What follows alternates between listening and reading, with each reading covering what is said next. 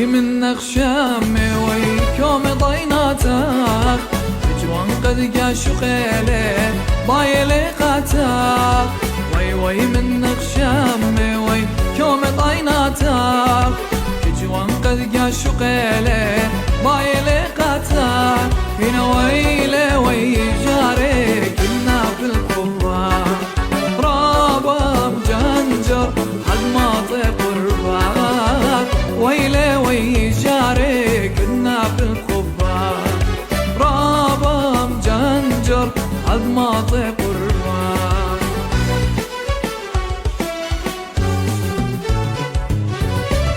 رجل اخلق ومت برنقت يا ماتت وقومك كل الشبرة سقلن ديناتك صغير رجل اخلق ومت برنقت يا ماتت وقومك كل الشبرة سقلن ديناتك هنا ويل الدودئاتي وخز بايناتك نارش حسراتي قدن بزياتي ويل الدودئاتي وخز بايناتي يارش حسراتي قدن بزياتي وي منك شامي وي كوم ضيناتك.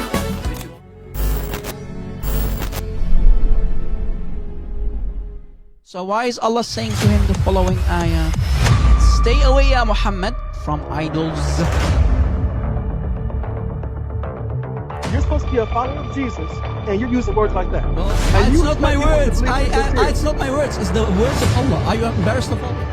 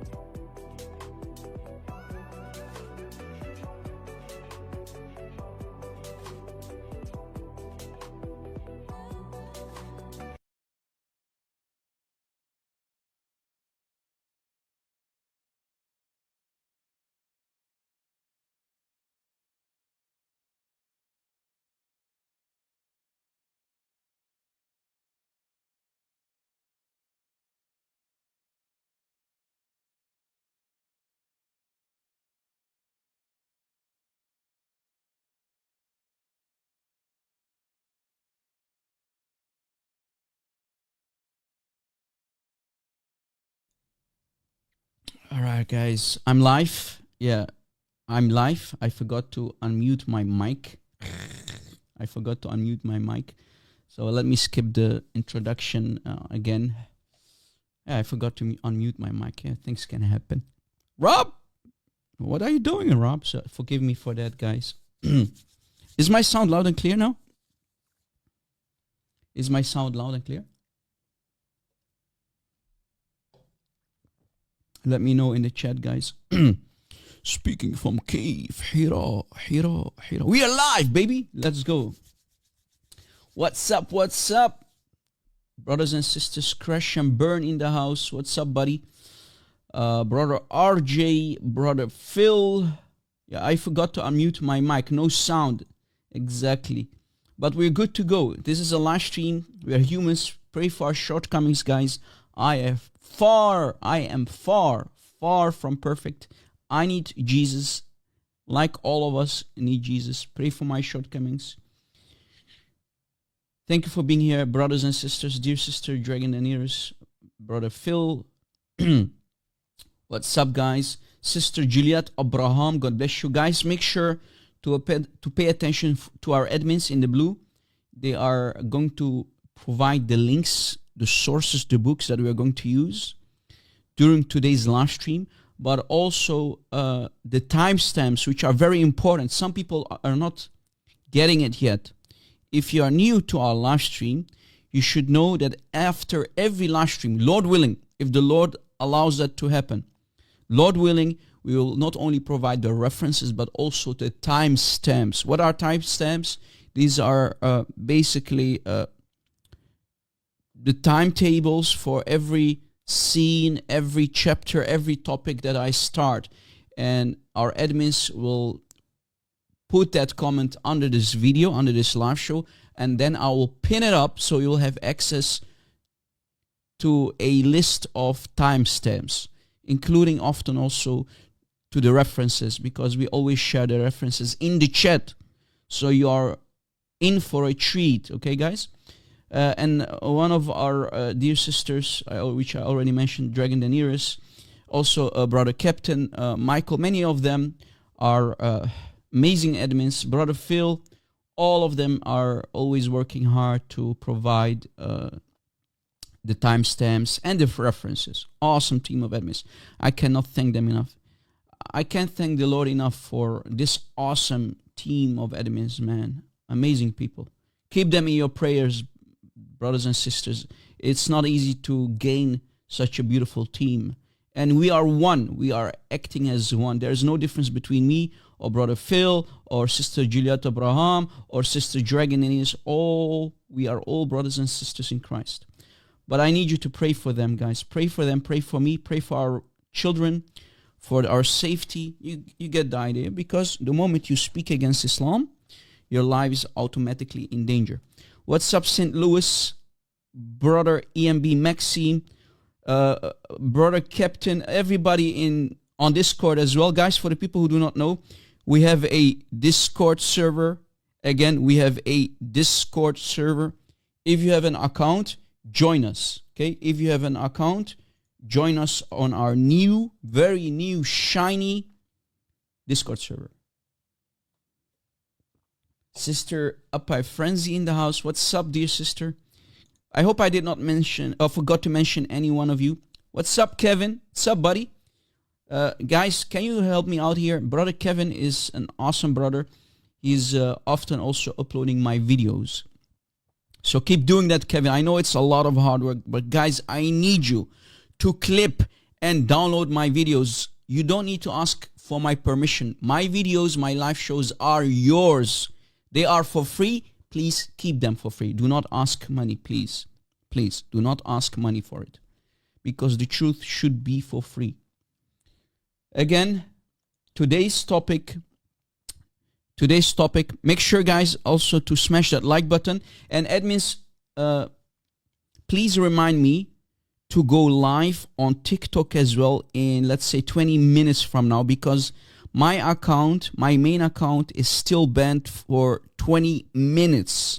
So maybe you can put a timer or something. I already asked the people on Discord, but maybe, but it's good to have more people thinking about it. Around 20 minutes, and then I will check again if I can go live.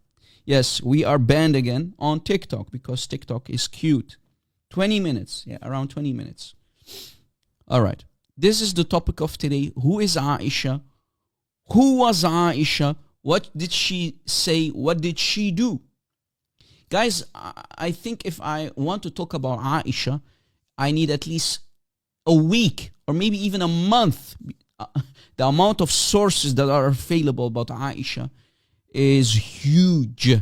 I remember Muhammad in an authentic hadith said, take half of your religion from Aisha. So you get the idea how important Aisha is for the Sunni Muslims. We know that the Shia don't like her that much, and they actually also claim that she and Hafsa, under the command of Abu Bakr and Umar, poisoned Muhammad. But that's the Shia. Okay, those are the Shia Muslims, right? But today I am going to only bring Sunni sources on the table, and I will present new material which you have never heard of before. Okay, so again, like I said in the beginning, you are in for a treat, brothers and sisters. But first, like always, last but not least, let us first pray, because I cannot do anything without the blessing of our risen Lord, our Lord and Savior, the King of Kings, the Lord of Lords, our risen Lord Jesus Christ, His name above all names. So I ask you to pray with me. Pray. So let us pray, guys. باسم الاب والابن والروح القدس إله واحد آمين. بشمابو وبرو روح قاديشو حاد الله الشرير آمين. That's both in the Arabic and Aramaic, our mother tongue. And last but not least, in the English, we always say, in the name of the Father, and of the Son, and of the Holy Spirit. 3 persons, 3 aqnuma, 3 aqanim, one God, ilahun wahid. We pray. So let us pray. Let us pray. Father, Son, Holy Spirit. Father, Son, Father, Son. Lord, thank you for allowing us to gather today on this very live stream, both on YouTube and Discord simultaneously at the same time, oh Lord. Please, Lord, also allow us to go live on TikTok today to talk about the truth with our wonderful team of admins here in the blue, our amazing admins also on Discord and TikTok as well, Lord. And thank you, Lord, for giving us such an amazing audience for so many years now. Many beautiful brothers and sisters, oh Lord, who are subscribing to our channels, our platforms, and even supporting the ministry, oh Lord. Yes, Lord, bless this awesome live stream, the internet connection, and everybody, all of the brothers and sisters out there who are watching, listening from all the corners of the world. Also keep our families, our loved ones, and children safe, oh Lord. Bless them and protect them, Father. And Lord Jesus Christ, O risen Lord, Ya Yeshua al-Masih, O King of Kings, I pray to you and beg you and ask you to cleanse all of us with your holy blood and fill us with your Holy Spirit. Lord, have mercy on us. We are sinners. Lord, I pray to you to fix my shortcomings. I am far from perfect. I need you. And everybody here needs you. We literally need you in our lives, oh Lord. Purify us. And please guide this session. Loosen our tongue today, Lord. Lord, shine your holy light on all of us, including the Muslims, our brothers and sisters in humanity, whom we love dearly. We love Muslims, Lord. We do not hate them. You did not command us to hate our brothers and sisters in humanity, Lord. You commanded us to love them and share the love by giving them the truth, oh Lord. So, Lord, I ask you to open the eyes. Please open the eyes of our Muslim friends who might be in need, and maybe they are here because they are seeking for the truth. And Lord, the only thing that I'm about to do is only read the Islamic books. So I hope the Muslims will not hate me for reading their books, Lord. So please, Lord, open their eyes and allow them to listen to us, the other side, not only to their mashayikh, their muftis, their imams. Jesus Christ, Yeshua al-Masih, draw these Muslims to your feet, these truth-seeking Muslims out there, so they might know you, the real you, Yeshua al-Masih, not the fake version, Isa, because we Arabic-speaking Christians have no idea who Isa is before Islam came with the sword. And everything we do is for your glory, O Son of God. You are the Father's heart. You are the love of the Spirit. Please use us. Allow us to plant seeds, all for the glory of you, O Jesus Christ. Christ, fill me with your Holy Spirit. Bless my throat and loosen my tongue today on this very live stream. And guide me so I can speak the truth, nothing but the truth, without any error or any shame, Lord. And give us wisdom and courage to do whatever needs to be done in your holy name, your name above all names, O Jesus Christ, we pray. Amen. Amen. Welcome everybody. Speaking from Cave Hira. We are live. We are back, baby. Let's go. What's up, Winston? What's up? Welcome. All the admins, all of you who just joined, welcome. God bless you, Crash, Brother Crash. All of you. Our regulars, our subscribers, our supporters, all of you, welcome, including the Muslims. We love you, Muslims. Yes, sometimes we need to be harsh because the truth can be really more painful. The truth can be more awkward than any insult. We do not need to insult you. We do not need to hate you. But we know that you are commanded to hate whatever Allah hates. That's actually one of the reasons why Allah cannot be God. Because how can Allah be hateful? But anyway, that's maybe a good question for another time. The true living God it's not of his nature to hate. That's not possible. That's not the nature of God to hate. All right. All right. I hope you're ready. I'm ready, baby. This is the topic of today. Who is Aisha? Who was she? What did she do? What did she say? Some new information as well, as I said. You're in for a treat. So I want you to stick with me, brothers and sisters. Do not go anywhere. Do not go open Netflix. Do not play video games and waste your time. Warn your children. Teach them. Take notes. Because not one live stream is the same. Not one live stream of Rob Christian is the same. All right, join our Discord server if you didn't do it. Smash that like button. Apply chapter 4, ayah 34 on that like button. And let's go. I will start immediately harsh because the truth should be spread immediately without any mercy. Narrated Aisha in this following authentic hadith. The hadith is sahih. Speaking from Cave Hira. Sahih. It's sahih. Read with me. Narrated Aisha, I was scratching off the semen from the garment of the Messenger of Allah while he was praying. Wait a second. Wait. Emotional damage. While Muhammad is praying in an act of worship, praying supposedly to Allah, Aisha cannot help herself. Muhammad commanding her to scratch off the semen from his clothes. Is this a religion from God? Is this a true prophet, guys? And why is Aisha reporting this in this authentic hadith? Some Muslims will say, Rob, that's not what the hadith said. This is daif. No, Habibi, no. This is the chain of narration. That's what the Arabic says here. The chain of narration is from the most authentic and the most sound version of any Sahih hadith. Here is the link. Okay, here is the link. Let me also post it on... okay, Captain is already copying. Thank you, Captain, for doing that, brother. Whenever I post a link, do it also on Discord. Good job, brother. So if you see, the hadith is Sahih. And actually even more than Sahih. It's amongst the strongest of Sahih. That's what it says. Right?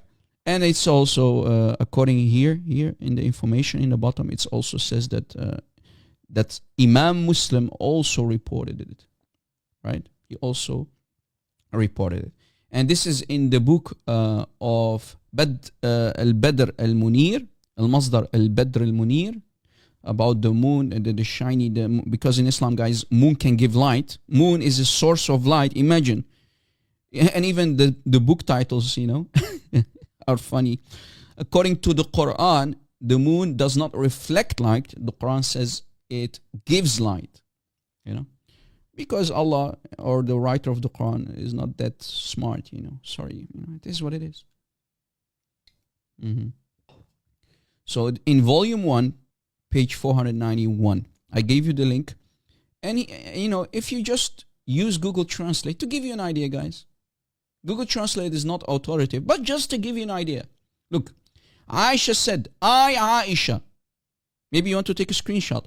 I saw myself wiping, scratching off the semen of the garment of Muhammad, salam, right? While he was praying. Oof. This is a disaster. What is this, man? Is this a religion or is this a book of erotica? What is this?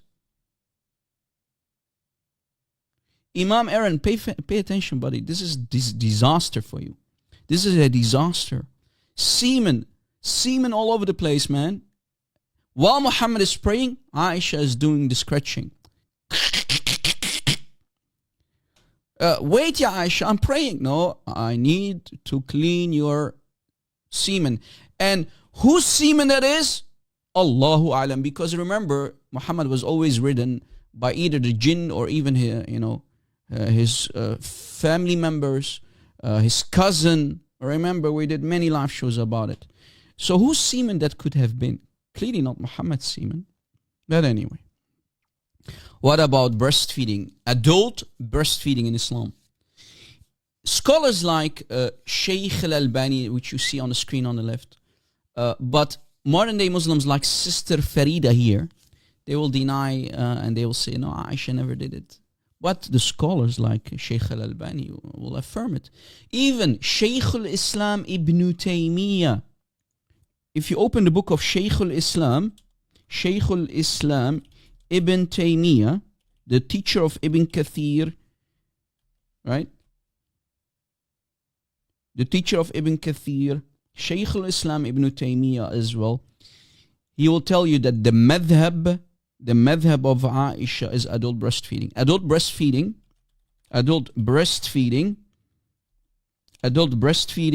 is the madhab, the Sunni school, the Sunni Islamic jurisprudence, the madhab, right, of Aisha. That's what Imam Ibn Taymiyyah said, for example, and many other scholars agreed. Okay, so the expertise of Aisha is, got milk? Yeah, exactly. That's her expertise. Got milk? 5 suckling, brother, on 5 different occasions? Yes. Go to Aisha, she's waiting. If I would be a Muslim in the 7th century, guys, if I would be among the Salaf, the early Muslims, a Salaf al-Salihin, I would always stand, every day, I would stand before the door of Aisha for suckling. Mother Aisha, can I come in? And yes, my son, come in. Yeah. And here is the proof. Remember the famous hadith about the goat? I mean, I'm not talking about brother Dr. David Wood, not that goat who always eats the Quran. No, the sheep or goat, the dajjal, as we call it in Arabic. Let's say the sheep, the tame sheep. The tame sheep went in and ate the Quran, flipped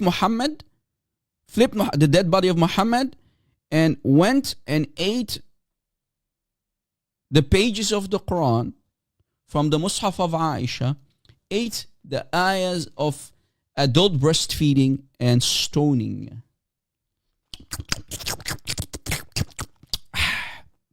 Rob, do you have proof? Of course. I mean, and by the way, this is now an uncreated goat. The goat or sheep is now uncreated. So when it's uncreated, that means we have a shirk in Islam now, because when you eat the Quran, you become uncreated as well. So if you find this goat, you might become filthy rich. Okay. And here is the hadith, the famous hadith, Sunan ibn Majah 1944. How many people are watching, guys? 147 people. Smash that like button, guys. Invite more people. Please, guys, do not be lazy. It's not too hard to destroy that like button. Don't do it for me. Do it for these gullible Muslims out there who need to be shaken and shown the truth. Smash that like button. Invite.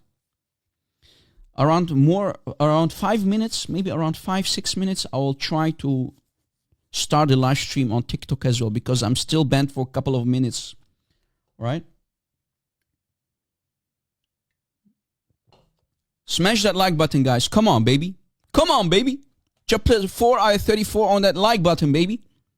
But tap it lightly with a siwak. Tap it lightly with a siwak. Again, the hadith, the famous hadith, Sunan ibn Majah 1944. The verse of stoning and adult breastfeeding 10 times was revealed according to who? The mother of the breastfeeders, Aisha. The mother of the breastfeeders is narrating this hadith. The mother of the breastfeeders, the verse of stoning and adult breastfeeding 10 times was revealed in the Quran. And the paper was with me under the pillow. When Muhammad died, we were preoccupied with his death. We were very busy with his death. And a tame sheep ate the missing verses. And here in a footnote, guys, it says these verses were abrogated in recitation, but not the ruling. So in other words, if you want to follow the madhab of Aisha as a proud Sunni Muslim, you need, whenever, let's say, Ali Dawa or Lidi Dawa and Mimi Hijab, if Mimi Hijab wants to go see Ali Dawa and they want to practice the Sunnah of Muhammad and Aisha, the madhab of Aisha, then Ali Dawa first need to command and force his wifey to breastfeed Mimi Hijab on 5 different occasions. First it was 10, then Allah changed his mind to 5 sucklings. 5 different days. Got milk? Yes. So 5 different days, 5 different sucklings. The milk is no more. You know, the teeth are empty. Come back tomorrow, Ali Dawa. I'm Mimi Hijab. Okay? Yeah. And Muslims might say, you know, the hadith is Hasan. We don't accept it. It's not Sahih. Really? Who told you that? Because I have a surprise for you. This hadith that you see on the screen is classed, it's ranked as Sahih by early scholars like Ibn Hazm. So what modern day Muslims did is they even said it's da'if. People like Sister Farida and people like Ibn Ketchup, Sheikh Ibn Ketchup, aka Ibn Fibn, aka Ibn Footnote, that same Sheikh Ibn Ketchup, right? He tried to make it da'if in his videos. But they are embarrassed by the Sunnah and the madhab of Aisha, the Sunnah of Muhammad and the madhab of Aisha. They are too embarrassed about it. But classical scholars said the hadith is sahih. So modern day Muslims who are embarrassed about the Sunnah of their false prophet and the madhab of Aisha Da'usha, Irda' al-kabir ya akhwan. Adult breastfeeding is da'if, brother. How is it da'if? Yeah, Ibn Ketchup, who filed a false claim about ketchup on his shirt. You know, a Christian stabbed me, brother. But in the meantime, it was nothing but ketchup. You know, false claim. And when we went to ask the police in San Diego, they never heard of this guy before. It doesn't exist. No police report about any stabbing. Disgusting liars and deceivers. So if they lie about themselves, you think they won't lie about their religion? Of course they will lie. And here is my proof that it's sahih. Look, I have here a very, very old copy. Do you see it? By Ibn Hazm al-Andalusi. Look how old the copy is on the left. This is the cover of the book. Do you see it? It's shredded, it's yellow. And even they wrote here on top of it with a pencil. Do you see it? On top. Look. It's shredded. Do you see it, guys? It turned yellow. That's how old it is. This copy that I have in my possession. Volume 11 of this book, Al-Muhalla li Ibn Hazm al-Andalusi, volume 11. Okay? The same hadith about the goat eating, or the sheep, the tame sheep eating the Quran is here on page 235. Volume 11, remember? Page 235. Let me give you the link. Before Muslims say, Rob, you created this book. You created this book, Rob. Yeah, of course. I always create book. I always create books, Muslims. You know, I am the best scholar out there. I wrote even the Quran. I wrote it. Even the Quran, I wrote it, guys. Did you know that? I wrote the Quran. It's me, Allah. Okay? Here is the link. Page 235. I will go to page 35 immediately. We scroll down. Here in the bottom, the hadith starts. The same hadith that we can find on sunnah.com about the tame sheep eating the Quran. Okay? It's not da'if. And here's the proof from this book. Disgusting liars. Look. عن عائشة أم المؤمنين. عن عائشة أم المرضعين. Sorry, أم المرضعين, not أم المؤمنين. Not the mother of the believers, the mother of the breastfeeders. قالت, she said that the ayah of الرجم, the ayah of الرجم and وأرضاع الكبير. Do you see it? For the Arabic speakers among us, here in the left bottom of the page. The ayah came down of stoning and adult breastfeeding. Aywa. And she says the same what we read earlier. And it was under the bed. When Muhammad died, we were occupied. تشغلنا. Okay, we were occupied with the death of Muhammad لما مات. And a dajan فدخل داجا فأكلها. And the hadith is what? صحيح. Do you see it? قال Abu Muhammad said, this hadith is sahih. Question, my friends, question. How did this sahih hadith become Hasan or even Daif? You liars. You disgusting liars and deceivers. Shame on you. Shame on you for downgrading a Sahih Hadith, the most authentic sound rank for a Hadith. Why you Muslims always lie to us? Why modern day Muslims need to lie to defend Islam? Shame on you. But you Muslims have no shame. Thank you very much. Exactly. You see it? Sahih.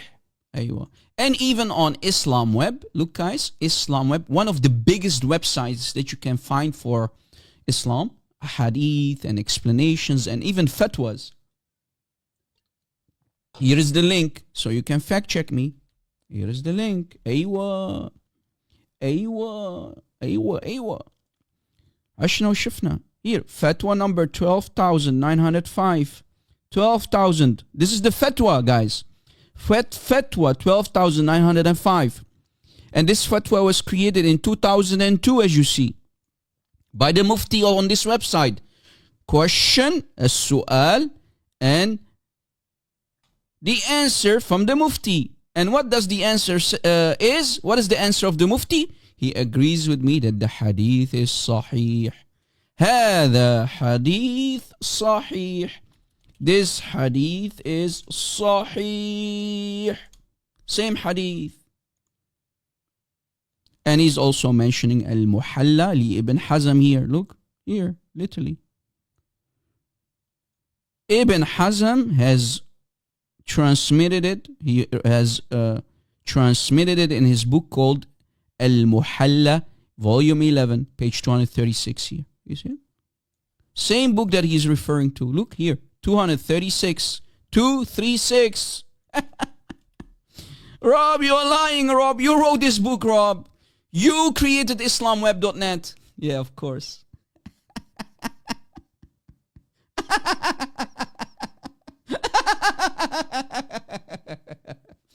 Boy, oh boy, this is embarrassing. Imagine, guys, if a Christian would say, you know, the gospel of Luke is da'if. The gospel of Luke is da'if. But that's what Muslims do. They are calling their mother Aisha a liar for reporting this authentic hadith. Right? Authentic. The hadith is not da'if. So guys, the hadith about the sheep eating Quran, and specifically the two ayahs of adult breastfeeding and adult breastfeeding and stoning is sahih. It's sahih. Ya akhwan, Ya akhwan, it's sahih. Guys, keep smashing that like button, baby. Let's see if we can finally go live on TikTok. Guys, why are you not reminding me, man? Did someone remind me? You see, you are even more forgetful than Muhammad, who used to forget his own Quranic verses. Christians, what's going on, Christians? Are you da'if? It's okay, guys. Let me try to go live on TikTok now, because I think that my account is unbanned finally. Let's see.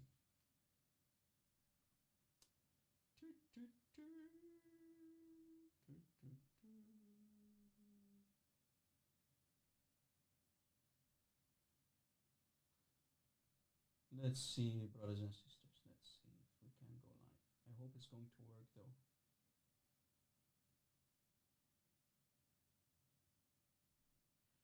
All right.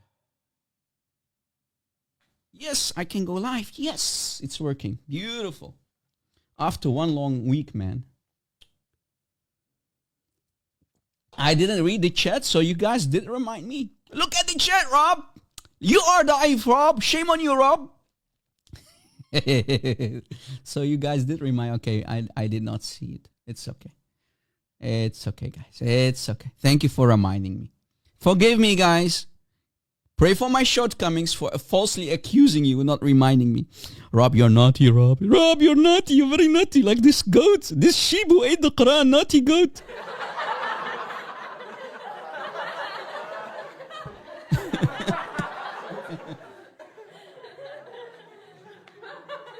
Unbelievable. This naughty sheep, man. Eating the Quran of Allah.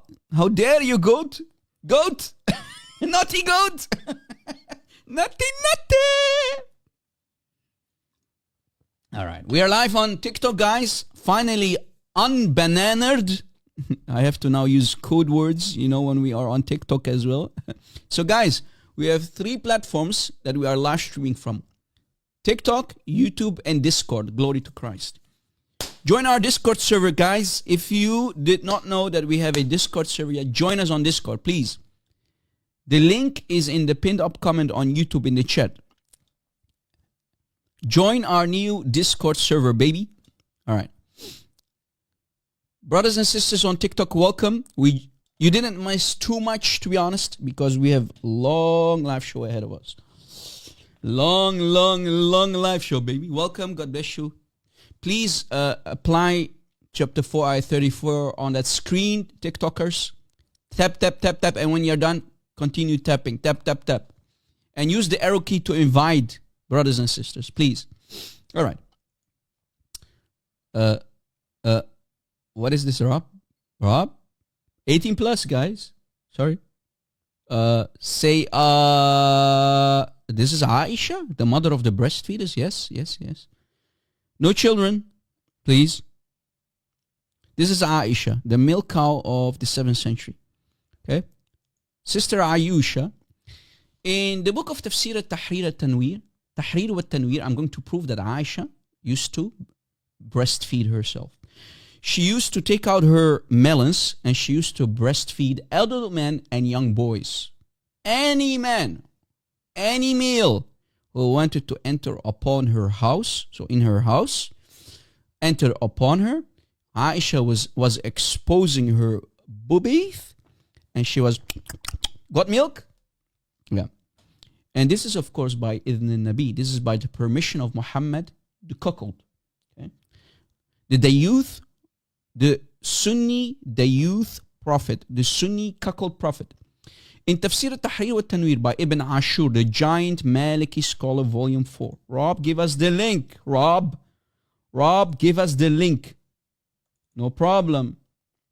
Here is the link, brother. Brother, here is the link. Okay? Here is the link. Where is the link, Rob? Here. Here is the link.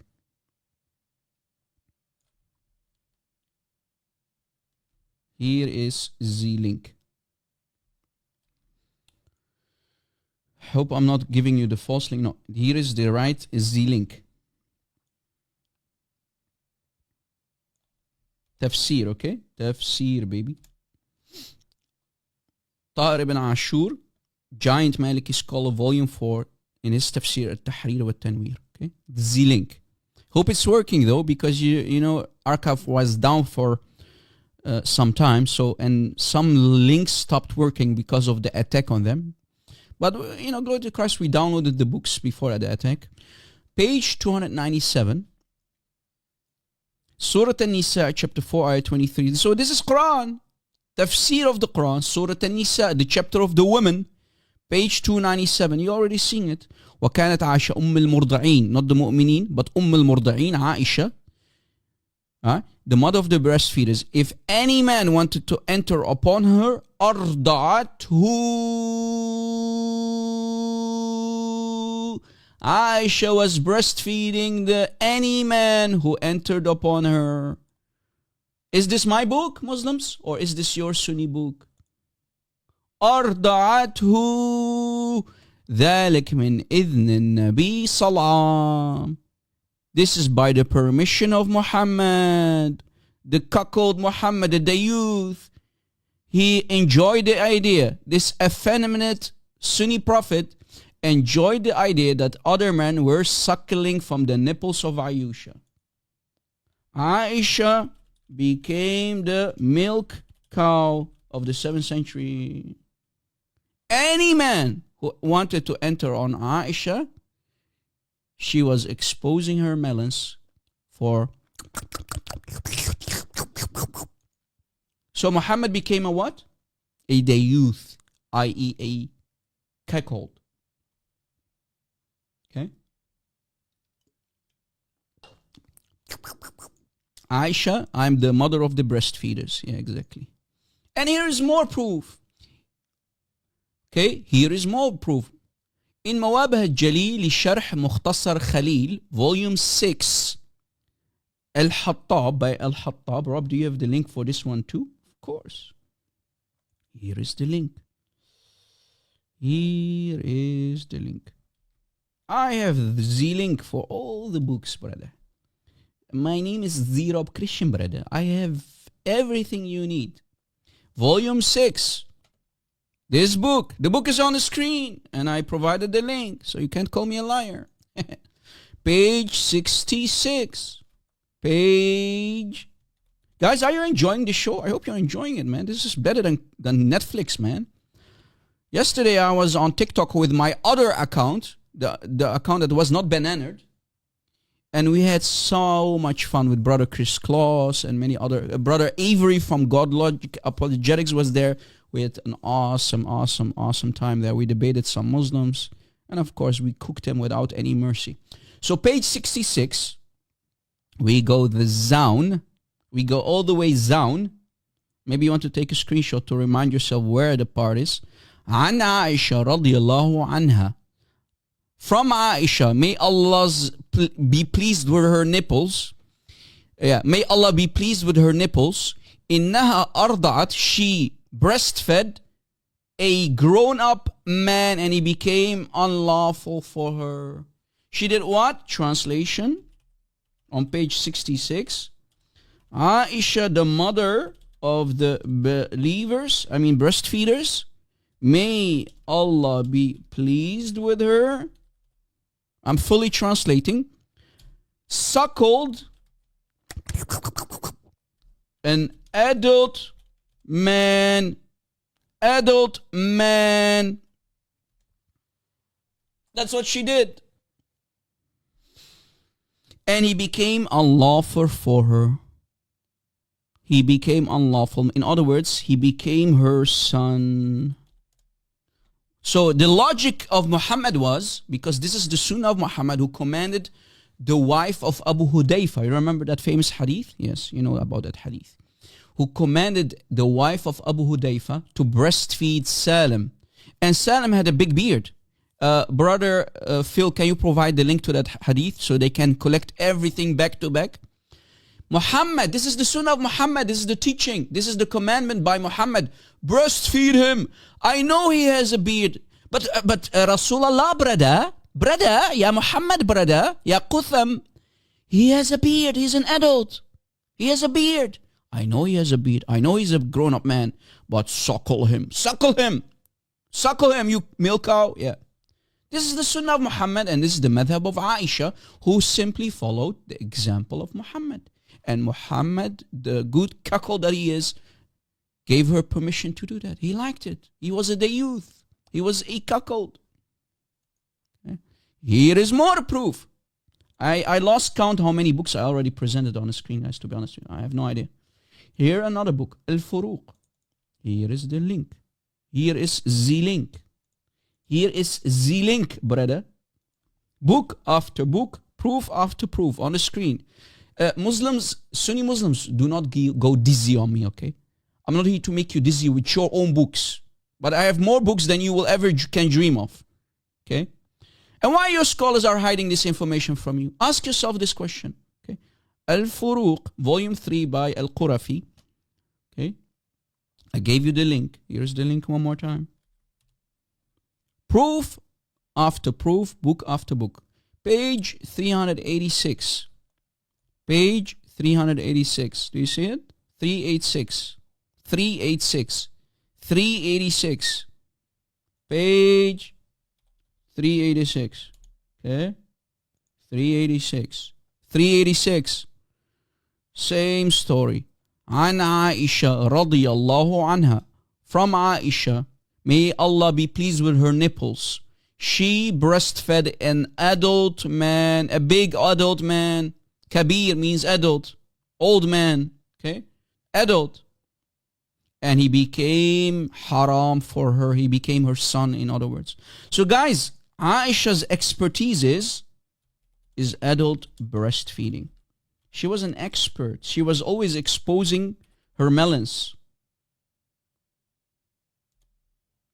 She was an expert, and people enjoyed her as milk cow. Mother Aisha, got any milk? I want to drink milk. Free education. Someone please call 911 and report.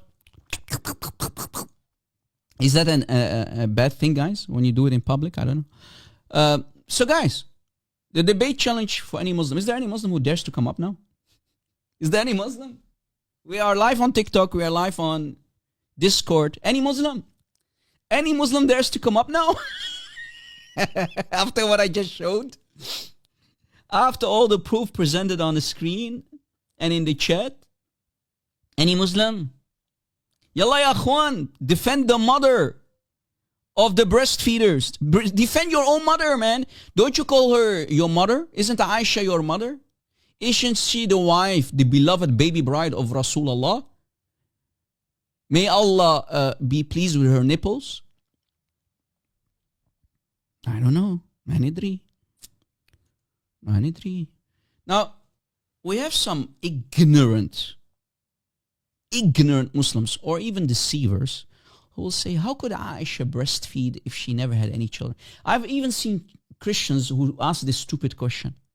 I have seen Christians who think that they are smart, who will ask this question. Not only Muslims, by the way, stupid Christians, and I'll say it as it is, who will ask this question, how could Aisha breastfeed anyone if she never had any children? That's a stupid question, and you should know that. And here is the proof why. Let me play the video clip so you can, get educated as well. Not only the Muslims, also stupid Christians. And here is the proof. Let me play the video clip. Enjoy. I did a video clip about this Muslim cowboy, a convert, when he said, it's not possible, brother. It's not possible. She had no children. She was never pregnant. Listen. In this cooking video, you will learn how to cook a Muslim convert and finish his dawah career when he tries to refute you. This coward is too scared to debate me, so like his boyfriend Farid response, he can only do response videos to refute us. Simply because there are no real men left in Islam who dare to step up for an actual debate with an Arabic-speaking Christian like moi. This guy single-handedly finished himself and destroyed his dawah career with the following statement about the suckling business of his mother Aisha. Watch what he said about my last video regarding Aisha breastfeeding the young men who used to enter upon her.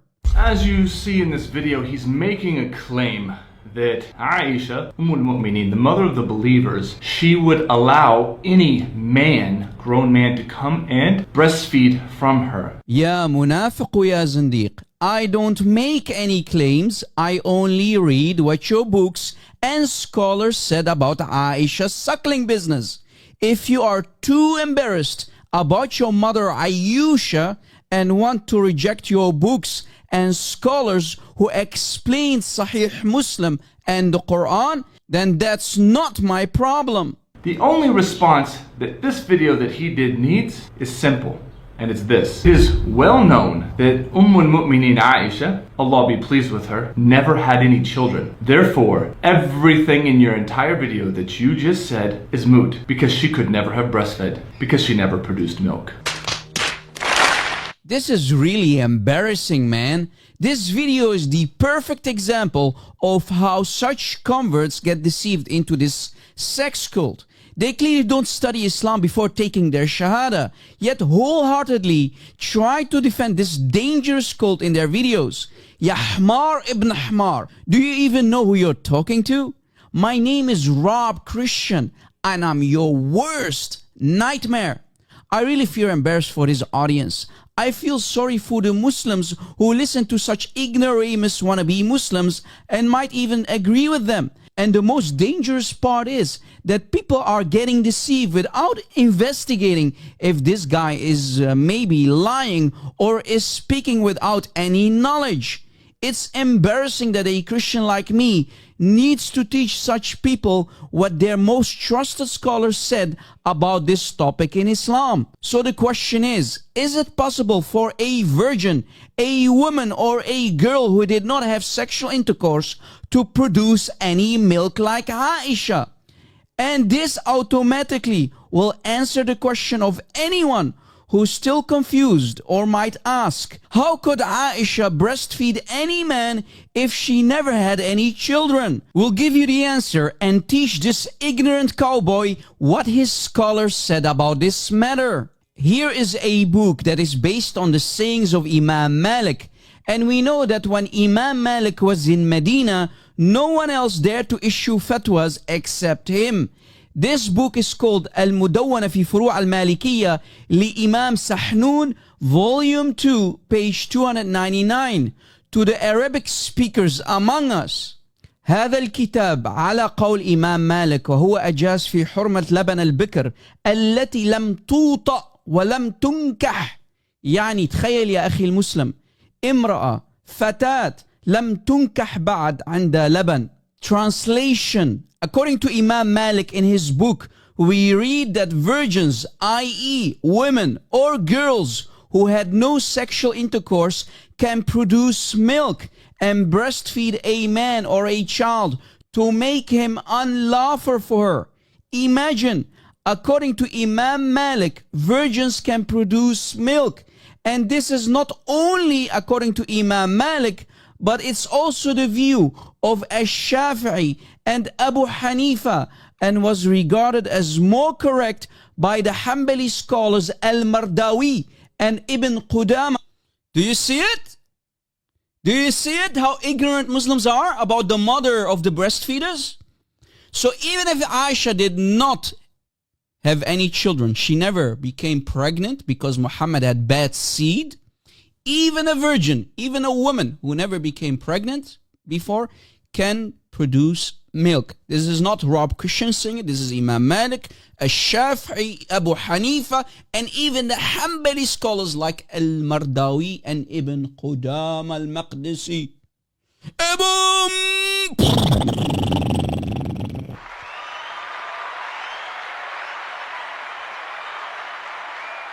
And did you know that even science agree? Science will tell you, guys, before the ignorant people in the chat, maybe the ignorant Muslims in the chat will say, Rob, does science teach that too? Yes, science agree. Even science agree that even virgins can produce milk. You know, a human body, and specifically a female body, is sometimes a very, very strange thing. And even virgins, yes, you heard correctly, according to modern day science, they can give milk. It doesn't often happen though, but there are cases, and in this case, Aisha. So it's possible. Not only the scholars agree, but also science. Yes, guys, Google it if you don't believe me. So this is how to bury these liars and deceivers. Boom! Okay? Let me continue the video. So in Islam, we can safely say virgins or any woman can produce milk according to the most highest scholars of Islam, even if a woman or a girl never had sexual intercourse with a man before. So in other words, this complements and backs up my statements in my last video. Yes, Aisha did breastfeed the young man who entered upon her, as proven in my last debate. And I didn't even mention the fact that in Islam, women can be pregnant for 4 years or even more than that. But that's off topic for now. I'll provide all the necessary links and references in the description box. And yeah, you get the idea, guys. This is the short video clip that I did to refute the Muslim convert, the Muslim cowboy. I mean, it's not fun, man, to bury these little children. It's not fun. And here's the link that I used in my video from islamqa.info, the famous Salafi website, Islam Q&A, right? That explains the same. Look, it's on the screen. I just dropped the link. Here is the part that I was showing on the screen, this entire part. Look, all of these beautiful early scholars. Do you see it? All of them agree. All of them agree. All right. Here is more. In Muwatta Malik, which is the oldest, listen carefully, guys, for the people who do not know. Take a screenshot, take a note. Muwatta Malik, which you see on the screen, this is a book. This is not a website. This is the book of Muwatta Malik. Muwatta Malik by Malik ibn Anas. Malik ibn Anas. This is the son of Anas. Okay? Malik ibn Anas. Muwatta Malik is older than Sahih al-Bukhari. It's older than Sahih Muslim. It's basically the oldest hadith collection. Okay? Muwatta Malik. The oldest hadith collection. Take notes. In volume 2, Al-Mujallad al-Thani, volume 2, on page 870 of Muwatta Malik, Rida al-Saghir here on top, saying الرضعات في مذهب عائشة, the suckling in the madhab of Aisha can only be possible through sucklings from the breasts. So it's not, some Muslims might say, milk, milk must be in the cup. No, that's a fake hadith. And I challenge any Muslim to come up and say it's da'if or it's sahih. It's a fake hadith, and the one in the chain of narration is what was his name? Let me look up the name before I say something wrong. What was the name of that guy? Because Muslims, guys, will tell you. Al-Waqidi, yeah, I remember his name again. Al-Waqidi, guys, is in the chain of narration, right? So let me prove it. Here is the chain of narration. Look, in Ibn Sa'ad, Al-Tabaqat al-Kubra, the narrator of the hadith is Al-Waqidi. The main narrator of the hadith, milk in a cup, right? Milk in a cup like this. Milk in a cup. Look, Brother David, Brother David, milk in a cup is a fake hadith. It's what? A fake hadith. Yes, you heard it correctly. It's a fake hadith. And look what the scholars have said about Imam al-Waqidi. So Imam al-Waqidi, a rejected narrator, look what the scholars have said about him. Al-Shafi'i said all of al-Waqidi's books are lies. Ahmad ibn Hanbal said al-Waqidi is a liar. An-Nasa'i said al-Waqidi is a liar who fabricates hadith. Imam Bukhari himself said al-Waqidi has been abandoned in hadith. He fabricates hadith. Yahya ibn Ma'in said al-Waqidi is weak. He's nothing, not reliable. Abu Dawood said, I have no doubt that al-Waqidi fabricates hadith. And even Imam Ibn Hajar al-Asqalani said al-Waqidi has been abandoned. But do you know who made that hadith famous? Ibn Hajar, the hypocrite liar, the da'if himself, the liar and deceiver himself, Ibn Hajar, made the hadith famous. So guys, what is going on? Muslims use fake hadith, not even daif. It's not daif. It's fake. It's fabricated hadith. This hadith that you see on the screen, right? That an amount of breast milk must be put in pot or glass and then be drinking, not directly from the nipples. It's fake. It's daif. It's more than daif. It's rejected. Did you catch it? Yet Ibn Hajar quoted the hadith, the liar and deceiver himself, Ibn Hajar. That's what Muslims do, guys. Even the classical scholars who are embarrassed, they will quote rejected hadith. What can you expect? Not only modern day Muslims, guys. Just to give you an idea how even classical scholars like Ibn Hajar are a bunch of liars and deceivers when they need to protect Islam from embarrassment. Because Muhammad never mentioned the word leak some milk from your teeth from inside the pot or glass and then drink it. No, it must be drunken from the nipples directly, right? Did you catch it? Still very, very filthy though. Don't get me wrong. I mean, even if you pour it in a glass, it's naughty, it's filthy. It's nothing but, you're making all the men in Islam effeminate men. There are no real men left in Islam because of the sunnah of Muhammad, man. You become automatically a dayuth. If a man comes to your house, you must force your wife to do this. This is the sunnah of your Prophet, Muslims. Why are you so embarrassed about it? Do you see it? 10 sucklings, and Muslims will tell us that it was abrogated from 10 sucklings to 5.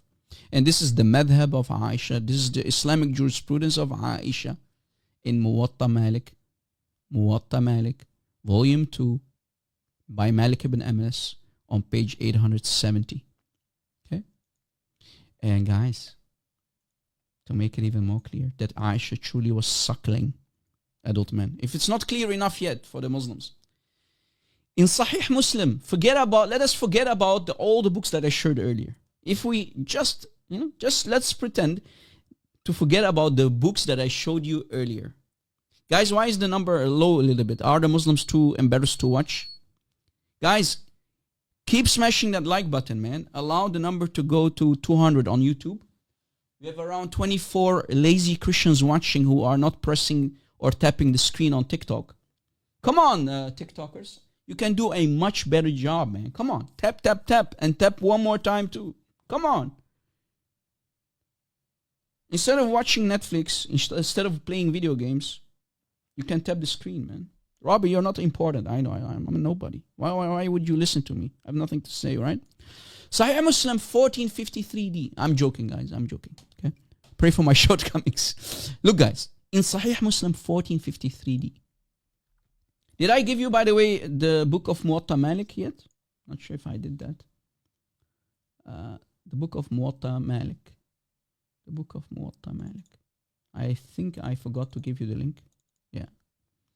Here is the link. Here is the link. Muwatta Malik. Okay. And here is the link of Sahih Muslim on the screen. And I really need to go through it with you to explain it to you, because sometimes when you read, you don't understand what's going on. So let me explain a thing or two. Okay. Sahih Muslim, of course, Sahih, not Da'if. 1453D. Any Muslim who wants to come up? Is there any Muslim who wants to come up? Let's see.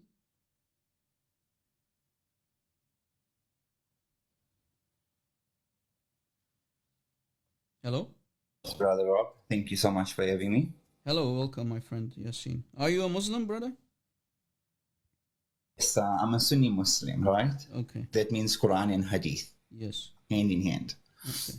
Okay, now, yes, we're going to talk about the suckling, and I'm agreeing that they could have made reference to maybe 5 sucklings, 10 sucklings, but there was a reason why there was this thing called suckling, sir. With all due respect, I see you seem very educated, very knowledgeable. So please tell us, what was the reason for the suckling to take place, sir? Yeah, the story goes like this, that the wife of Abu Hudayfa, I'm not sure if you're trying to test me or test my knowledge. You should never do that, brother, because it will backfire. I know you know the answer, but the thing I'm trying to prove is you hiding the answer away. No, I'm not hiding. I don't hide. I'm not. I'm like why you. did this No, no, just a second. Stop accusing me of something, or It's so that, I will so send you that to if Mecca. if they have Buddy. feelings for that Stop woman talking. I'm by the talking. suckling, that Stop means talking. that person becomes the Stop child. talking. Shh. You're falsely accusing me of something. I'm not your prophet, and do not confuse me with your scholars. I am giving you a platform as a guest. Behave, or else. Okay. Listen carefully and do not interrupt me. You interrupt me one more time, I will send you to Mecca. Okay? I pinky promise you that. Again, I don't hide anything. I've talked about this topic a gazillions of times on my YouTube channel and TikTok. And here is what happened. The wife of Abu Hudayfa had a...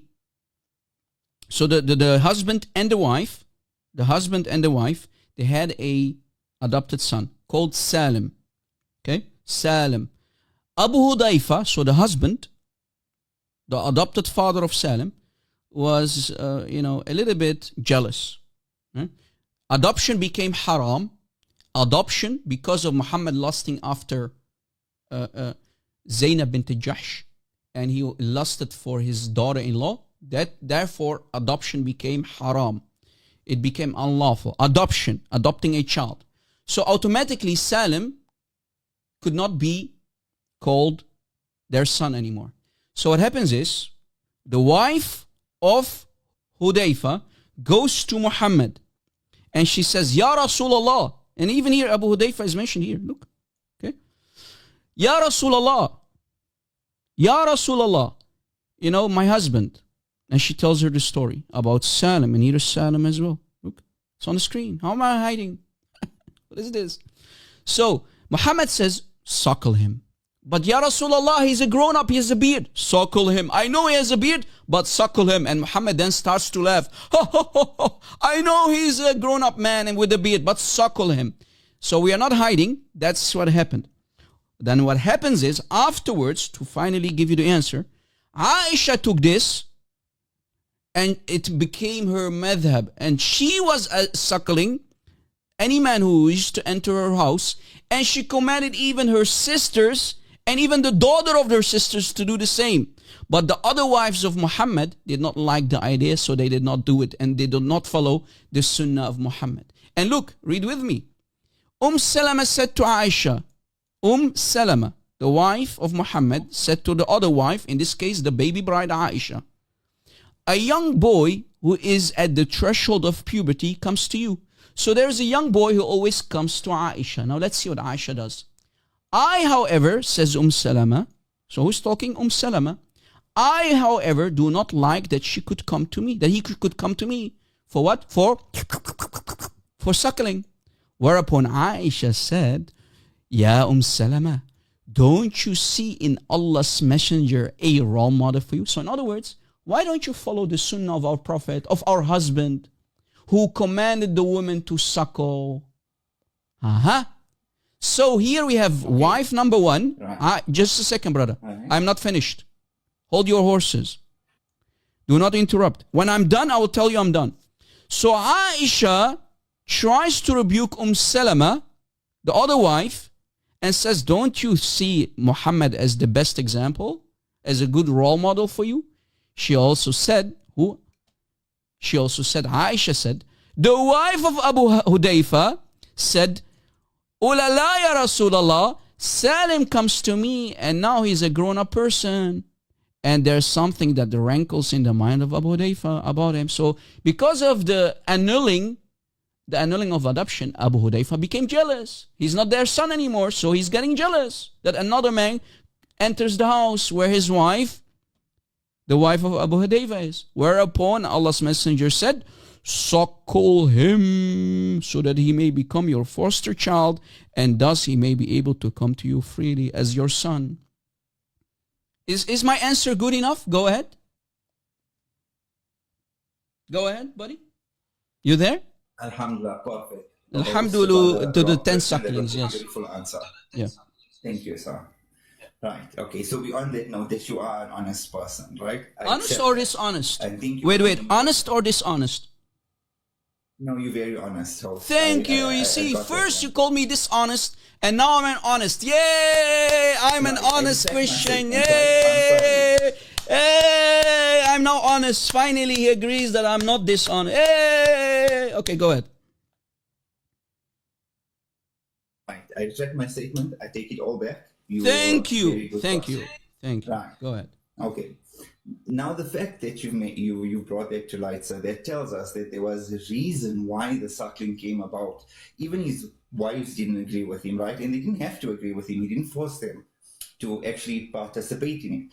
But it was something that was made to prevent something from happening. That was like, the lusting of someone. And the fact of the suckling meant that you'd have to look at that person as the mother and child. So obviously it takes away that, that fact of wanting to be with that person in that sense. So in that defense, there was a reason why we had the suckling, so.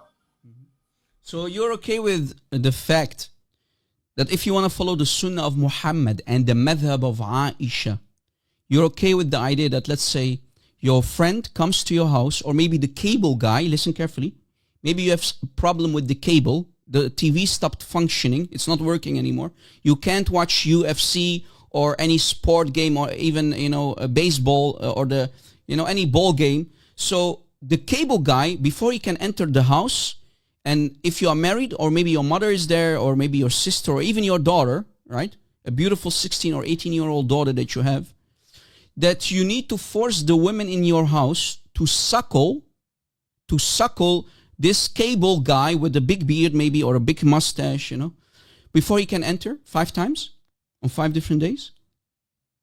You okay with the idea? Just to be clear, sir, the hadith made reference to a foster child, someone that they took in as their own. So it wasn't just any random stranger that came to the house. No, that's a lie. That's a lie. Big fat lie. You're lying. Don't lie, brother. I told you, because you called me dishonest the first time. Then you took your statement back and said, Rob, you're honest, because I will barbecue. You should know you're talking to the Rob Christian. This is not about foster child. This is about the fact that Aisha herself, whenever a man, look, this is your book, right? Have you ever heard of Ibn Ashur, the giant Maliki scholar?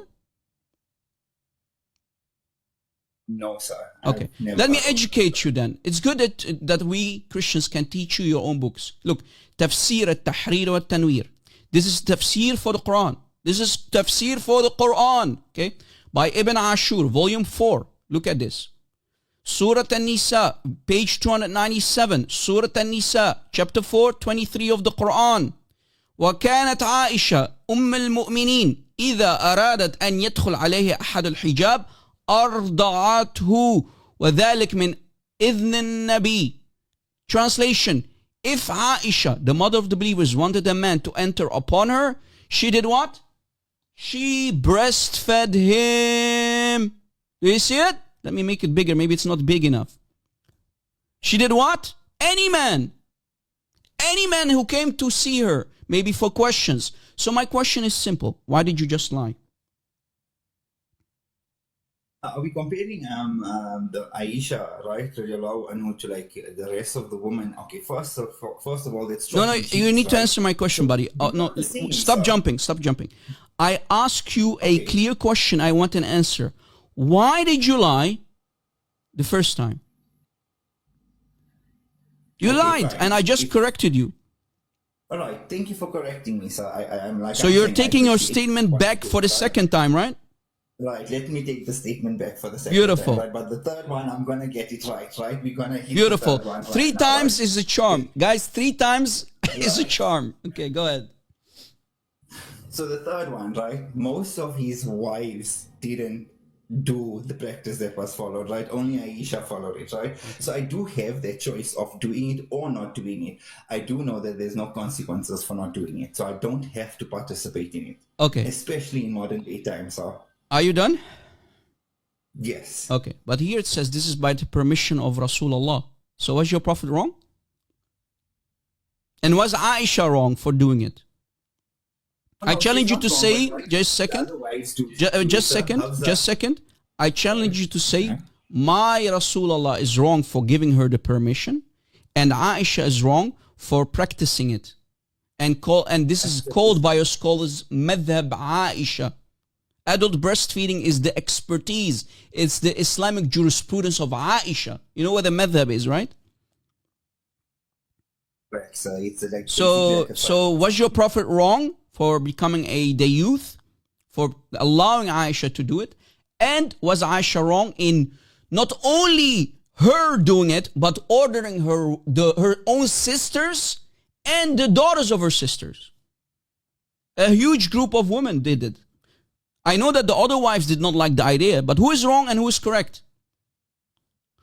Let us go back to the hadith. Look what Aisha said. Look what Aisha said to Salama. If you're honest, you're going to give me an honest answer. Aisha says to Salama, Aisha's talking, said, don't you, ya Salama, see in Muhammad a good example, a good role model for you? So who is wrong, who is correct? Go ahead. Right, I'm correct. So she actually encouraged people, from what I see, Aisha radiallahu anha. So Aisha encouraged women to breastfeed adult men and young boys, right? Right. Thank you. Go ahead. Okay. All right. And in the other wives that didn't do it, there was no justification to them. They weren't brought to a recollection. The Prophet didn't tell them what they were doing was right or wrong. Neither did Aisha intervene, right? So they were left alone. They were left alone. So my question is simple. Yeah. Was your Prophet wrong for ordering women to suckle adult men with beards? And was Aisha saying that you should follow it? Please answer. Absolutely not. And, so Muhammad and Aisha are absolutely wrong, right? No, sir. Absolutely not. They were. So the other wives that wait. So here we have. Let me type it out. Also, here we have the wives, the other wives, versus Aisha. Pay attention. The wives, the rest of the women versus Aisha and Muhammad. So who is wrong? Who is right? Were the wives, the other wives of Muhammad, right? Or was Aisha and her husband, your prophet, right? Both cannot be right or wrong. One of them must be right. The other one must be wrong, right? So I want you to be honest. Who is right? Your prophet and Aisha, or the other wives who refused to take out their breasts and suckle the grown men and young boys of Mecca and Medina? Go ahead.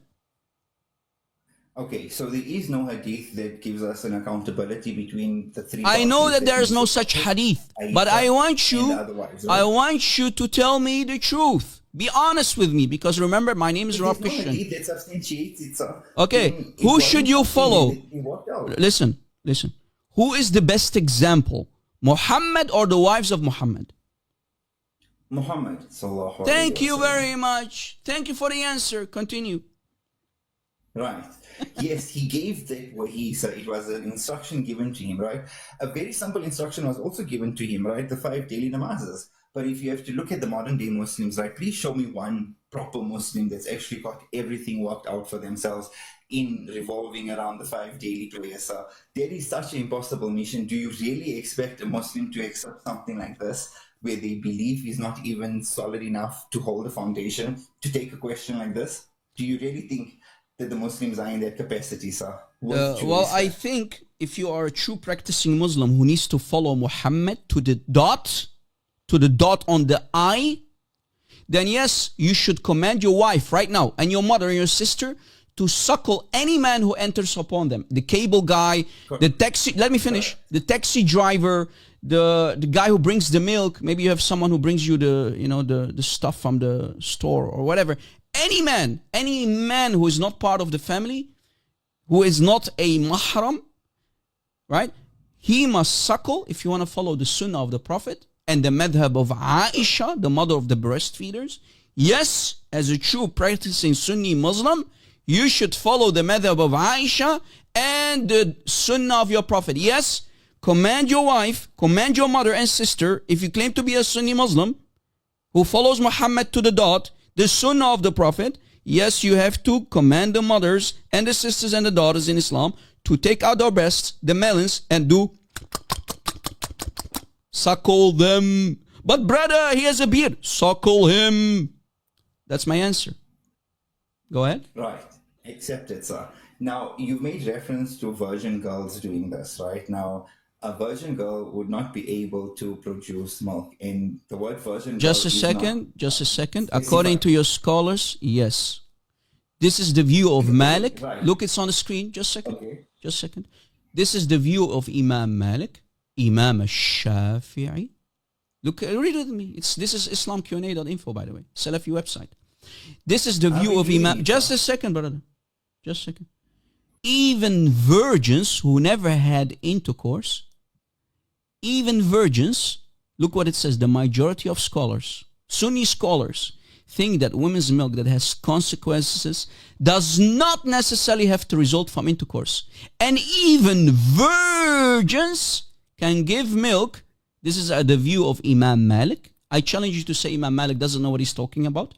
Imam al-Shafi'i, Imam Abu Hanifa, and also the Hanbali scholars who saw it as more correct, like Imam al-Mardawi and the giant Sunni scholar Ibn Qudam al-Maqdisi.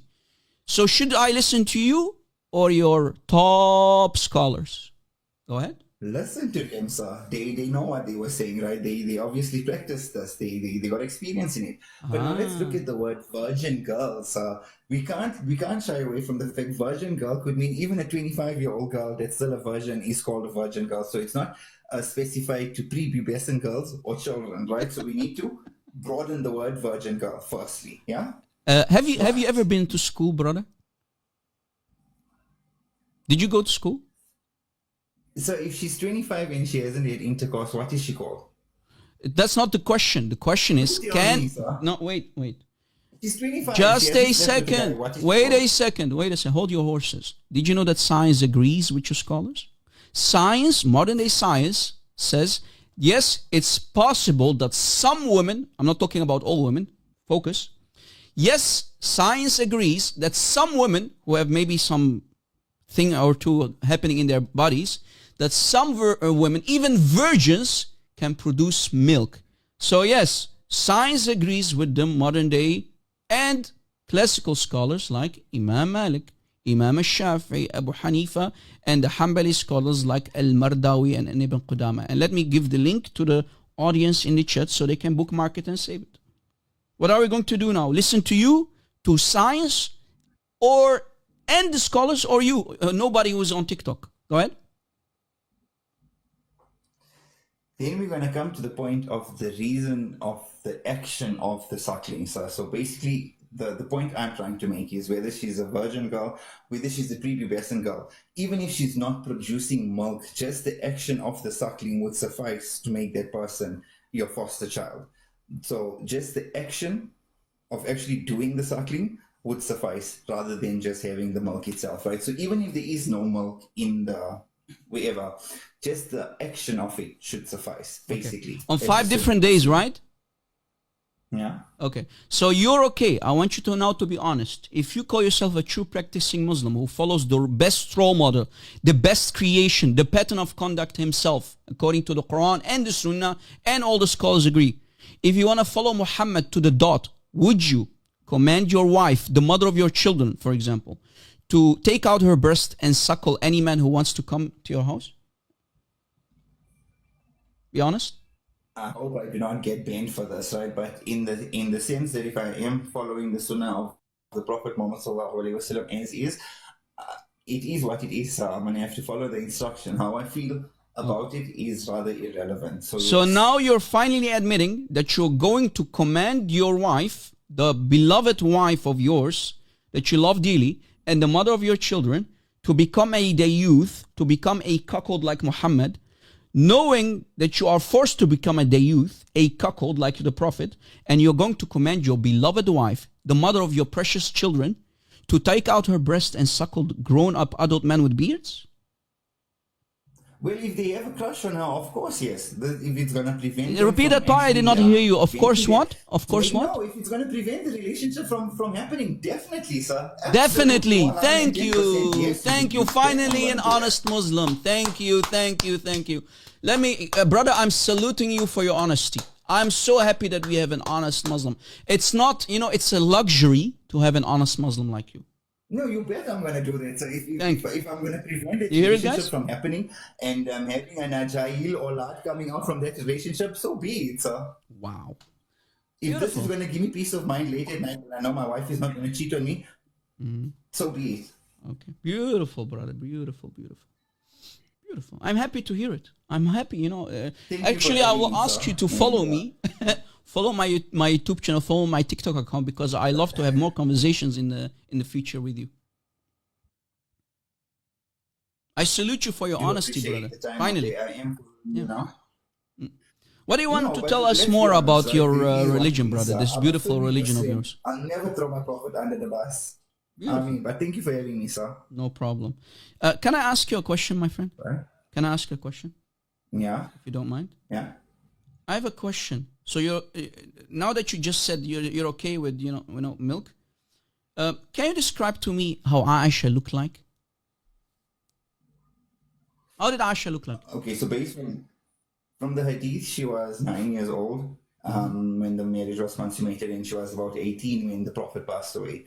We know she didn't get married after that, right? She passed That's not away my in, like, in her question, brother. 50s, Brother, 60s. just a second. That's not my question. My question Okay. is physically. You know, I'm asking about the appearance. How did Aisha look like according to your scholars? A child. She was a child, okay. Okay. And how can you just give us more Yeah. description? She was 6 years old when the Prophet married her, and he waited 4 years until she was 9 No, to that's a lie. consummate the marriage. 3 years. Do not lie about the Prophet, brother. Okay, I'll accept. I'll accept the 3 years, no problem, right? So he waited 3 years until he consummated the marriage. She was a child in her teens, and then she lost him. A 6-year-old is a teen? No. By the time the Prophet passed away, she was a teen. So she was 18 when he passed away, right? Yes, sir. Okay, beautiful. When Muhammad consummated the marriage at the age of 9, did she reach the age of puberty? No, sir. She did not reach the age of puberty? No. Okay. Since you have to follow Muhammad, would you be able, if you have a daughter, would you give your prepubescent daughter to any man who comes to your house and you want to follow the sunnah of Muhammad who did that?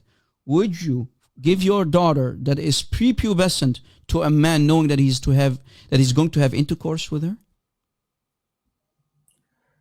If it's going to be on the basis that he's going to give her the life that I unfortunately may not be able to give her at that time, which I know is wrong to have a child in a situation like this, but under the circumstances, if he can give her the stability that I can't give her, unfortunately give her the life that I will not be able to give her, then by all means he's going to have to take her.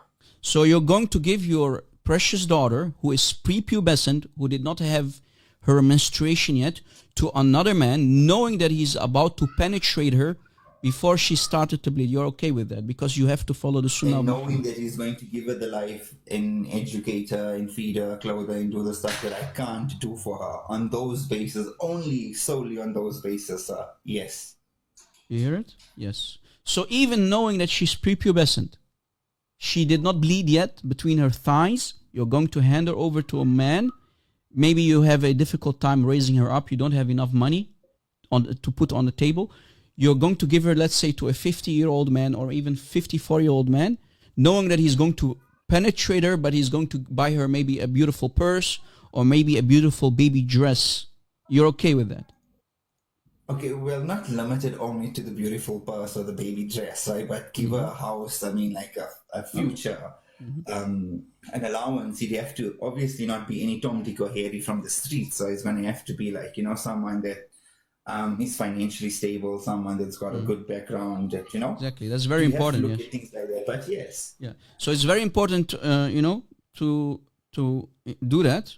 But it's not important to take, as a father, you claim to be a father. You don't care about her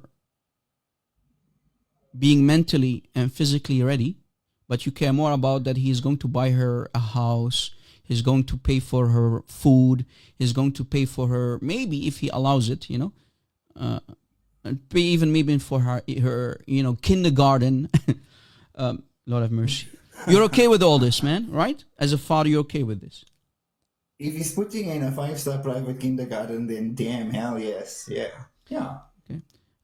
I'm trying my best, brother. I'm going to be honest to you. I'm trying my best to take you as a human being, because I'm going to be honest, for me now, and any Muslim who agrees with you, you're not a human in my eyes. You're a dirty savage, an animal. You see, that's the problem now. And I'm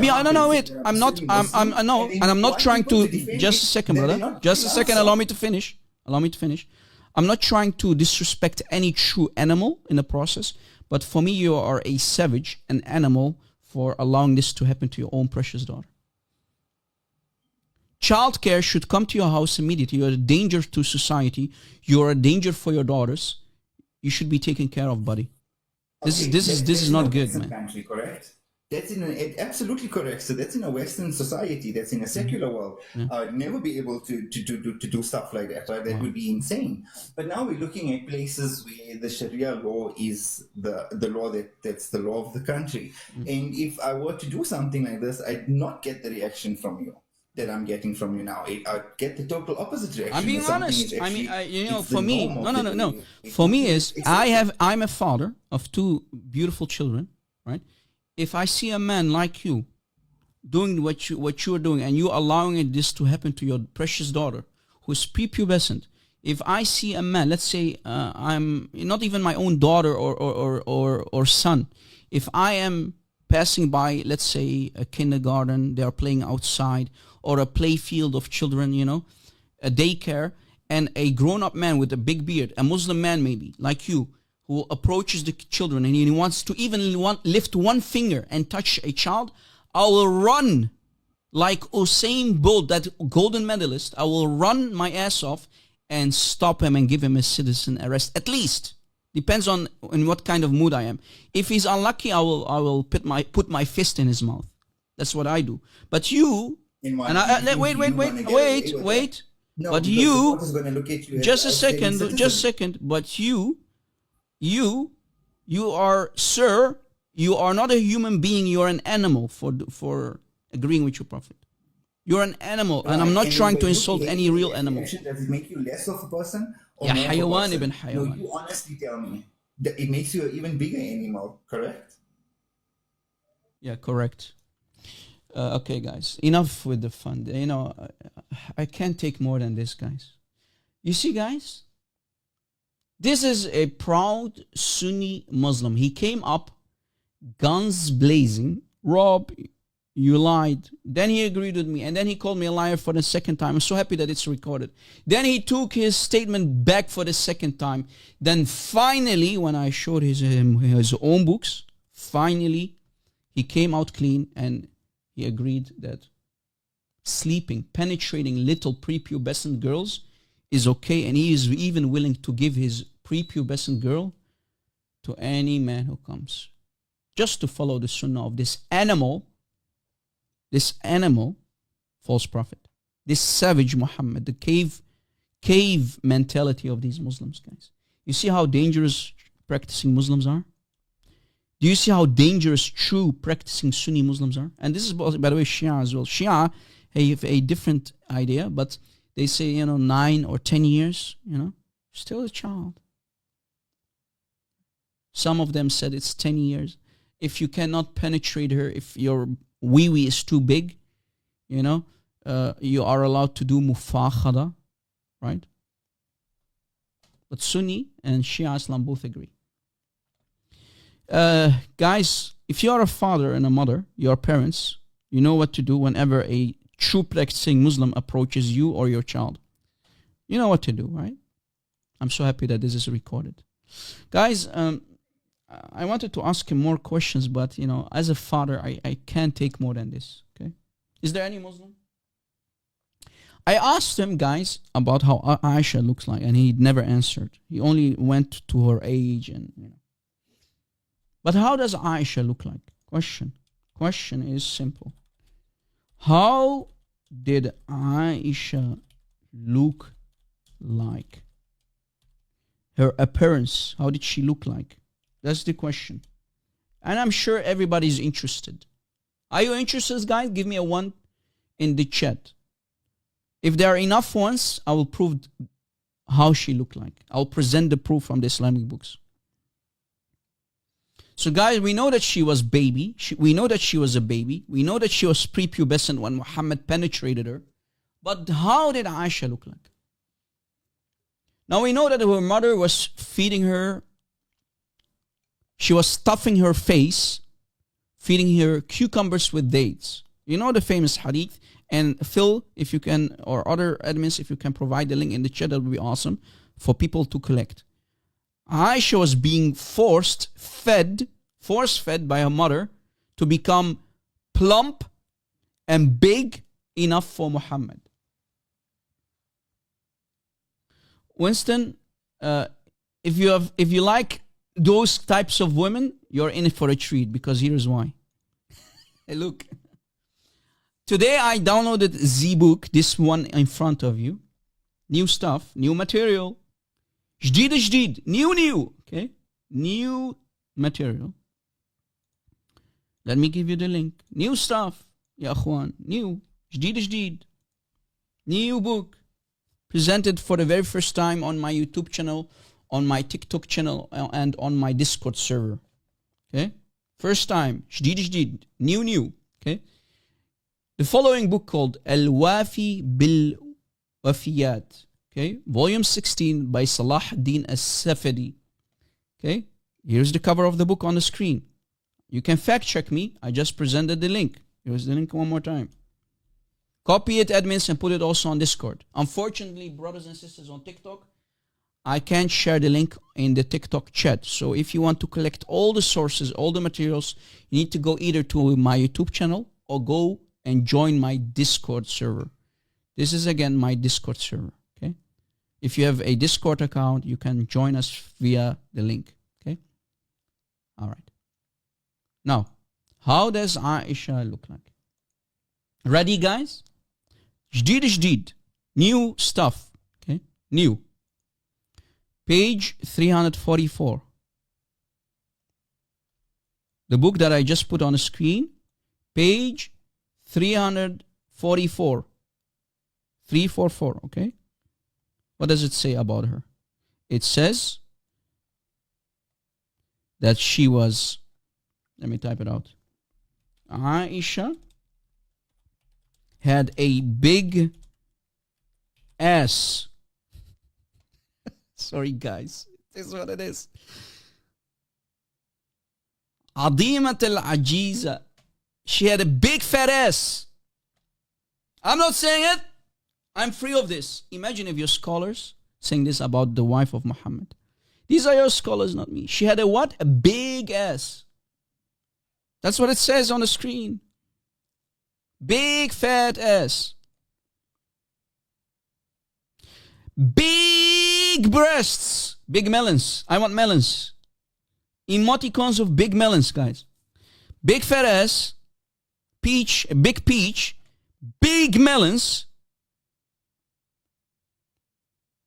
ممتلئة الأطراب, عربان أطراب, I remember in the Quran, big swelling melons, yeah, big melons, big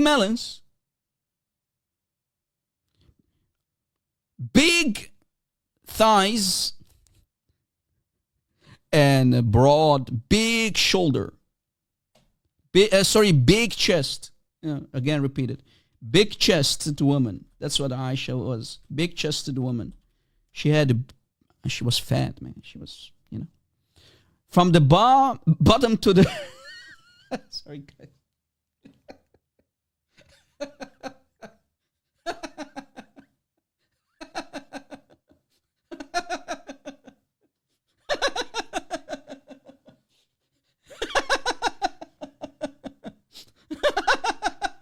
Sorry. Imagine the scholars are saying this about the mother of the believers, Aisha. Big ass, big fat ass.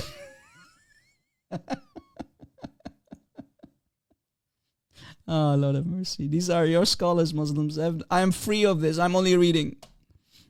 Okay? This is the book on the screen. Volume 16.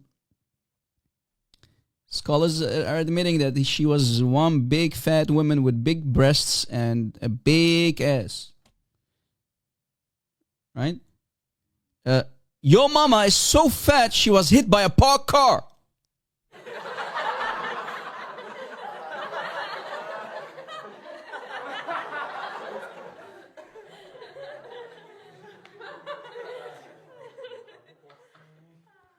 Your mama is so fat she was hit by a parked car. Okay? She was so fat. Yeah, sorry guys. Here is more. Guys, sorry man. I'm only reading. Okay, I am only reading. Here is more information. Guys, we have talked in the past about the battle of the camel. You see here a beautiful camel on the right in a desert. About the battle of the camel. Battle of the camel. Between Ali, who was in power, and Aisha. You guys are funny, man. Unbelievable. Unbelievable.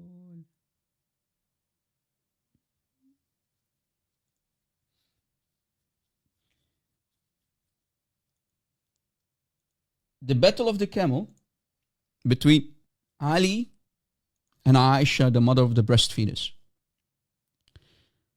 The story goes like this, that Aisha had a war with Ali. A war with who? With Ali. And around 30,000, how many? Around 30,000 Muslims, early Muslims died in that battle. Muslims from both sides slaughtering each other left, right, and center. And this is the legacy of Muhammad. The legacy that Muhammad left behind, a bloodthirsty nation, and even the mother of the breastfeeders, Aisha, al-Murda'in, and Ali, the Caliph Ali, going at each other's throat. This is the legacy, the bloodthirsty legacy of Muhammad and the bloodthirsty companions of Muhammad and the family of Muhammad. What would, listen carefully, what would have the Muslims said about if Peter and Luke or Matthew and John would have slaughtered each other left, right, and center? What would have the Muslims said about us? Yeah, these are the best of generation of Muslims. Remember, Muhammad said, the best generation are the first 3 generations of Muslims. The best generation of Muslims are slaughtering each other left, right, and center. Thousands and thousands and thousands of Muslims died in that battle. Savages, bloodthirsty savages. Remember, that's what Muhammad was. And we proved it over and over today. But here's, to give you an idea, so I'm putting illustrations on the screen to give you an idea. On the right, we have Aisha on her camel, the famous camel of Aisha, her proud followers fighting Ali. Who won the battle? Of course, Ali won the battle.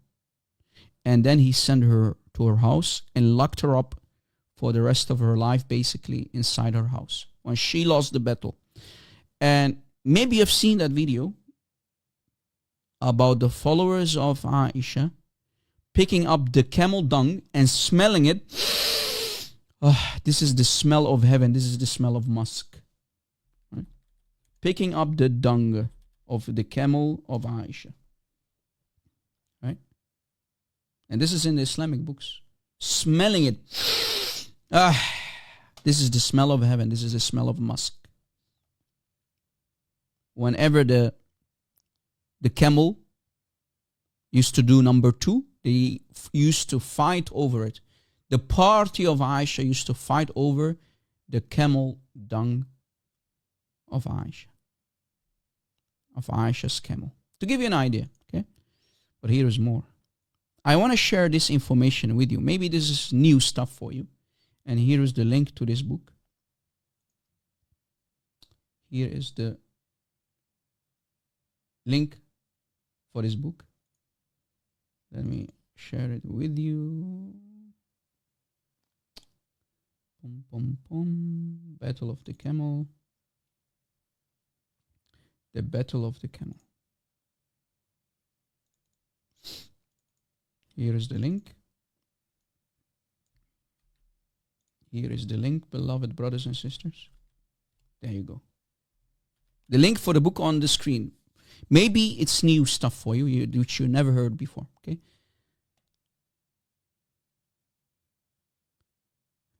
Al-Aqaid al-Farid, volume 5 of this book that you see on the screen, by Ibn Abd Rabih al-Andalusi. Of course, Sunni scholar, not Shia, Sunni scholar. Page 79. Page 79. Not the website, page from the book itself, saying the following. I will give you immediately the translation, guys. So if you want to take a screenshot.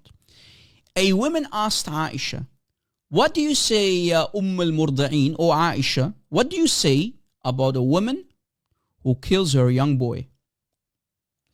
O Aisha, what do you say about a woman who unalives her young boy? Aisha said, for such a woman is hellfire.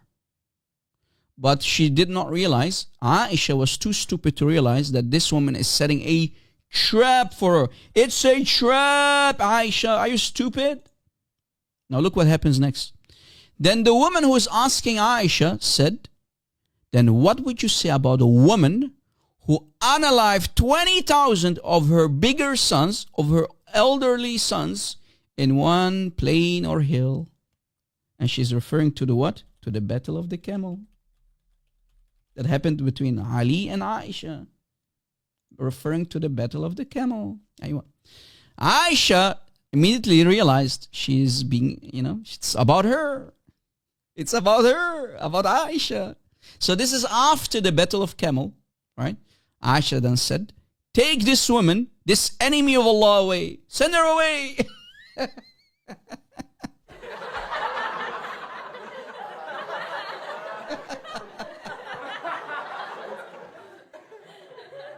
So what did Aisha do? She was not only busted, the woman not only busted Aisha, the mother of the unalivers and the breastfeeders, but Aisha cursed herself to hell. Aisha damned herself to hellfire. Guys, take a screenshot. Aisha not only got exposed, but she cursed herself in front of the woman. She cursed herself to hell. She never saw the trap coming.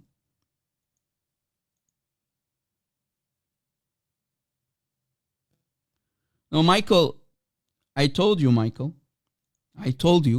that during the Battle of the Camel, around 30,000 people died. Around, rough numbers. Let's assume that it's 20,000. Who cares about the number? Because of Aisha, between 20 to 30,000 Muslims died. So she's accusing her. You're not following, Michael. I know math is not mathing for you, but please think out of the box. Think outside of the box. Okay. Aisha is directly responsible for all this fitna, for this corruption in the land. Fitna means corruption in the land, right? Aisha is responsible for all of these unalived men. So Aisha cursed herself to hellfire. So, going by that logic, Aisha is now in hell. So, the Shia are right. The Shia, guys, don't get me wrong, but the Shia are right about Aisha, as you see. Shia are right. The Shia are now very happy with my statement, guys. They're very happy now. And it's true. But here's more. Did you know that the house of Aisha was a cheap motel? Aisha was a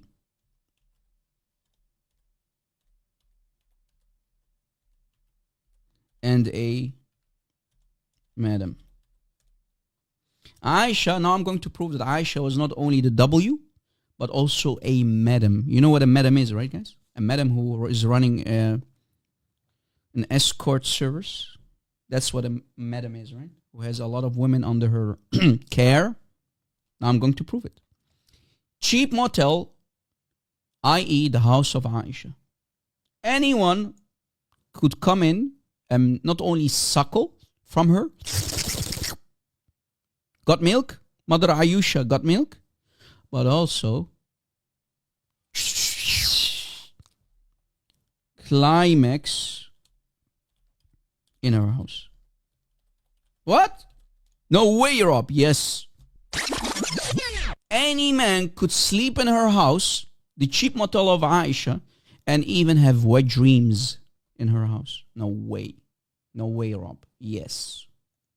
She was not only a pimp, but anyone could come and sleep and have wet dreams. And here's my proof. Sahih Muslim 290. Read with me. Any Muslim? Is there any Muslim who say, Rob, you're lying?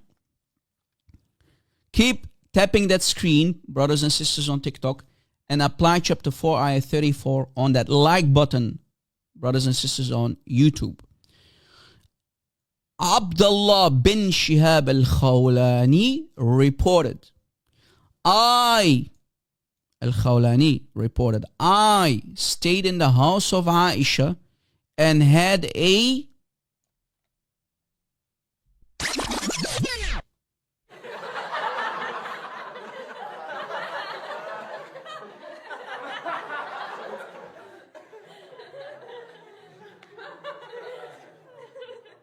question. This Shihab, Abdullah bin Shihab al-Khawlani, guys, he's from the Ansar. He lives in Medina. Aisha's house is in Medina. Why is this guy sleeping in her house if he has his own place to sleep in? And why is Aisha running a cheap motel? And why are these men having wet dreams inside her house? Wet dream in the house of Aisha? Yes. I mean, Muhammad would have loved the idea. Not only that Aisha was breastfeeding all these men, but also they could easily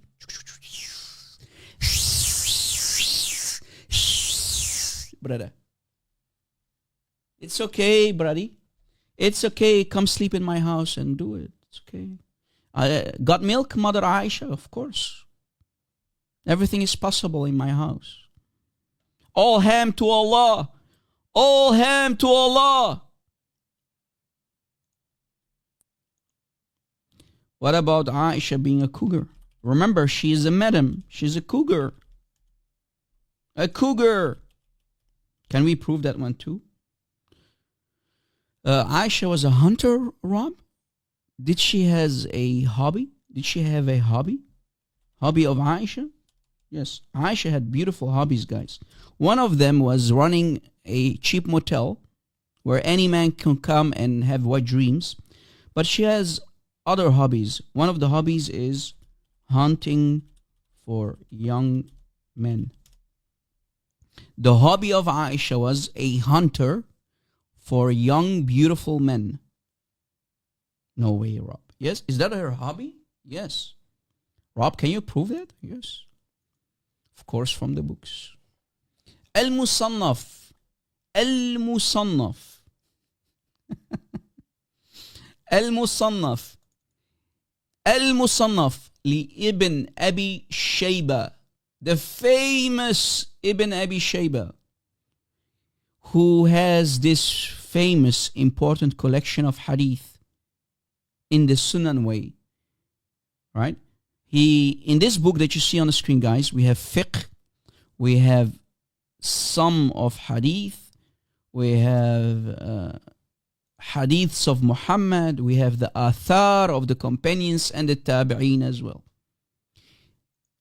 Scholars explain that Ibn Abi Shayba lived around 129 Hijri and 235 Hijri. So between 129 and 235 Hijri, right?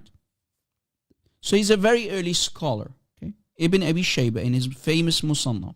Just to give you an idea, okay? And here is the book. Okay? We're going to go to page 49 first. Page 49. And we're also going to go to the same volume, but also to page 484. Okay, I'm giving you two links for two different pages of this book. Okay. Volume 4, first page, 49. And as you see, I provided again the translation. So take a screenshot. Translation. Look, Al-Musannaf on top. Imam Ibn Abi Shayba Al-Kufi. Al-Abbasi Al-Kufi. Okay. Page what? Page 49. 49. Page 49. Okay. Translation for the hadith on top or the athar. Aisha walked around with a slave girl. So guys, Aisha had a slave girl. Aisha had a slave girl. She was a madam. Aisha was a madam. Remember, don't forget. Aisha is a madam. She runs a escort service, an escort service, right? And she was using and abusing these poor little slave girls. And look what it says. Aisha walked around with a slave girl and said, perhaps, maybe we can hunt for the young men of Quraysh with her. So Aisha was using these poor little slave girls that she owned and abused to run a business. Exactly.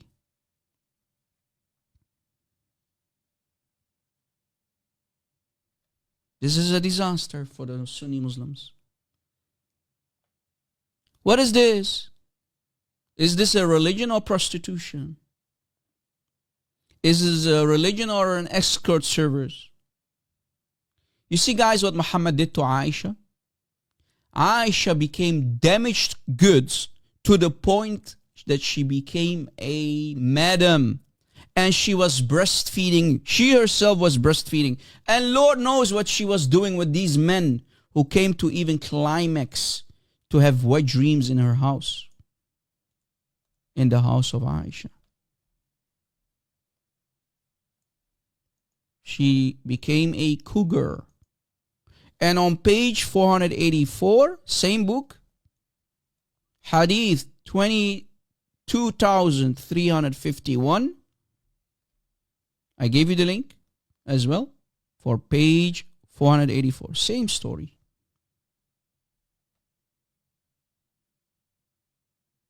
لعلنا نصيب بها بعض شباب قريش. Maybe, perhaps we can hunt for the young boys of Quraysh. 2 pages, same report. Take a screenshot for the translation, guys. Muslims, you must be proud about your mother, Aisha. I'm sure you're proud. Proud Sunni Muslims. This is Aisha.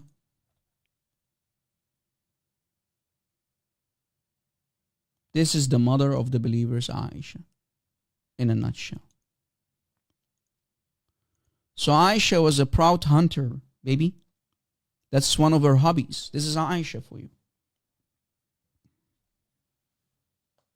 Hunting for the young boys by abusing the slave girls which she owned. A true predator, a true cougar, a true madam. Running through the streets, walking through the streets of Mecca, and using these beautiful slave girls. And remember, what is a slave girl, guys? Can you describe for me what a slave girl, how she looks like in Islam, guys? Anybody knows? Of course, fully uncovered from the belly button to the top. Breasts, imagine this, imagine in front of you. Aisha plus slave girls, melons exposed, poor slave girls, man. Walking down the streets, and every young man can see these beautiful breasts of these slave girls. This is Aisha, the mother of the believers, who Muhammad said, take half of your religion from her. take half of your religion from Aisha, the madam herself, Aisha. This is Islam.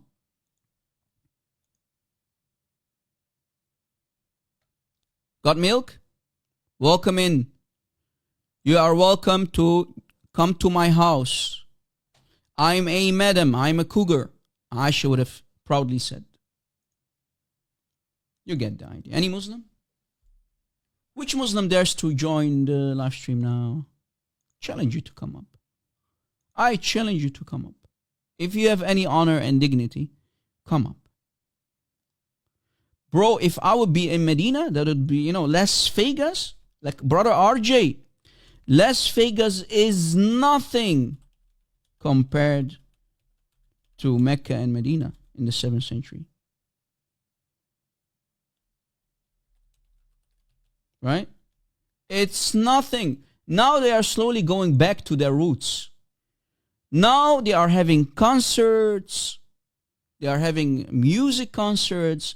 They are doing modeling business. And even recently, guys, they did a beautiful Kaaba. They created a Kaaba during one of these concerts. And they were dancing on top of the Kaaba. Muslims are going wild. It is spreading like wildfire on social media, guys. Finally, they are going back to their roots. Las Vegas has nothing on the 7th century Mecca and Medina of Aisha and the Muslims. Nothing. Las Vegas is nothing compared to Mecca. Back to the basics, baby. Exactly. Yet Muslims try to convince us this religion is the truth. This religion is from God. What do you mean God? What God? What do you mean God? And what kind of God do you Muslims worship? And what kind of prophet and companions do you follow, Muslims? What kind of mother do you follow? Are you proud to call yourself the son of Aisha? Are you proud to follow the legacy of Muhammad? Really? Okay. I'm not the Muslim, you are Muslims. You are the proud Muslims, not me, right? Unbelievable. Guys, a strip bar is nothing compared to the house of Aisha. Nothing compared to the house of Aisha.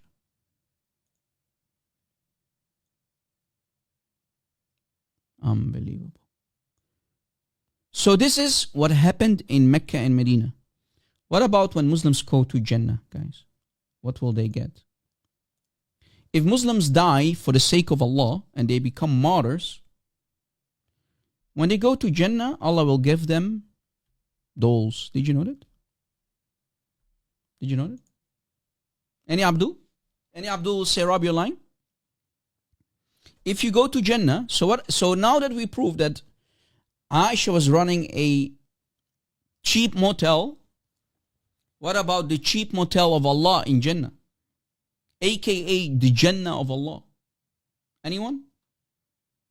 I mean, we need, since we talked about earth in the 7th century in Mecca, what about upstairs?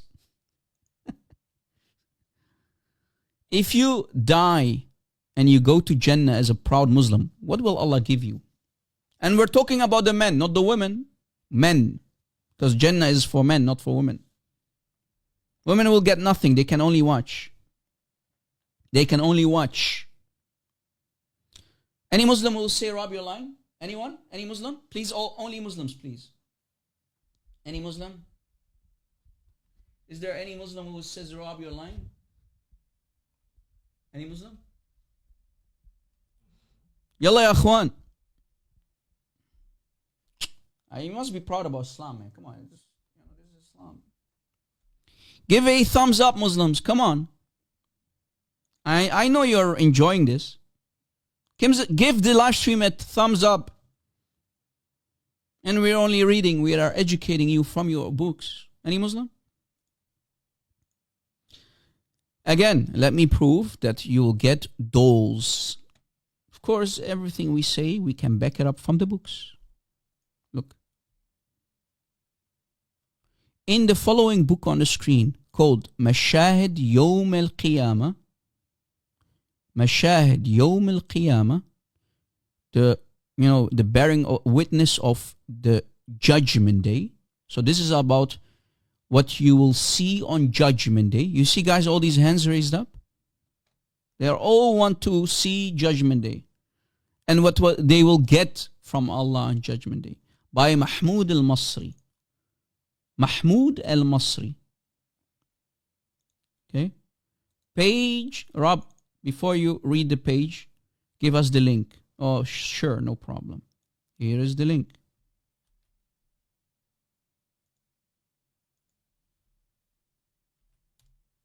Here is the link. مشاهد يوم القيامة by Mahmoud al-Masri, page 251. 251. Look, here is the page, not a website, page from the book. Now, on top, guys, if you follow the link that I gave you, on top it might say 253, but the Arabic says 251. 251, okay? 253, because this is the PDF, but the Arabic 251. Okay? Look what it says. An Ibn Mas'ud, the famous companion who Muhammad commanded all Muslims to go to for the recitation of the Quran, that Abdullah ibn Mas'ud, he said, An Ibn Mas'ud قال إن في الجنة حوار.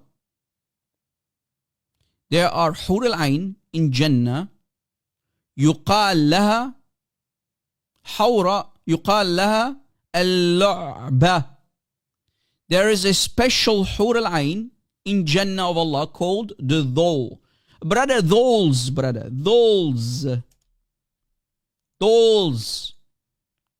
If you go to Jannah, maybe they look like this. Allahu Alam, we don't know, but I think they will look like this because these dolls. But I think the more close description of a doll, because remember, the paradise of Islam is hell in disguise. I think it will look more closely like this. Right, Muslims?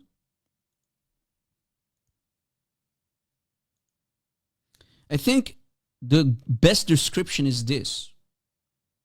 Are you my doll in Jannah?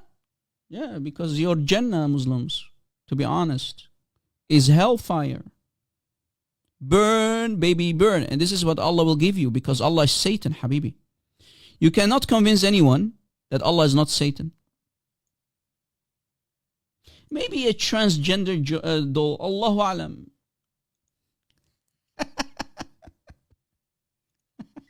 Poor Sinwar. Allah will give you dolls. Unbelievable. Well, yeah, of course, the goat ate it. I mean, they had such a wild imagination that they were even willing to die for it. This is the doll that Allah will give you. The dingy dingy doll. If you have seen the movie Chucky. Did you catch that? Any Muslim? Is there any Muslim who disagrees? Any Muslim?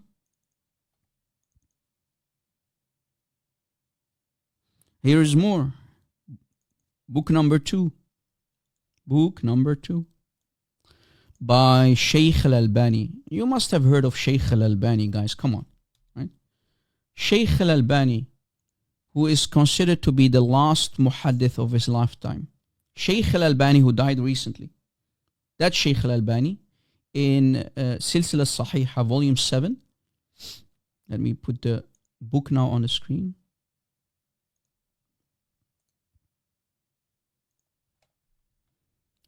Book on the screen, brother.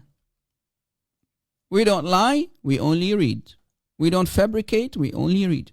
Volume 7, Al-Mujallad al-Sabi'. Oh, I made a mistake here. Yeah, it should be 7. Forgive me, guys. Let me correct it. Actually, let me use paint here. on the spot changing it, no problem. Before Muslims call us liars, you know how Muslims are, right? Rob, you're lying, Rob. Sorry for my typo. Forgive me. Okay, forgive me, brothers and sisters. If you believe that you get dolls, I can make typos, no problem. 7, Rob. Okay, 7. Volume 7, okay? Volume 7, not volume 6.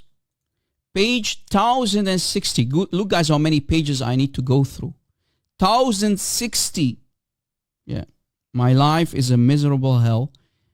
I have to read. I have to do the homework for the Muslims, which they do not do.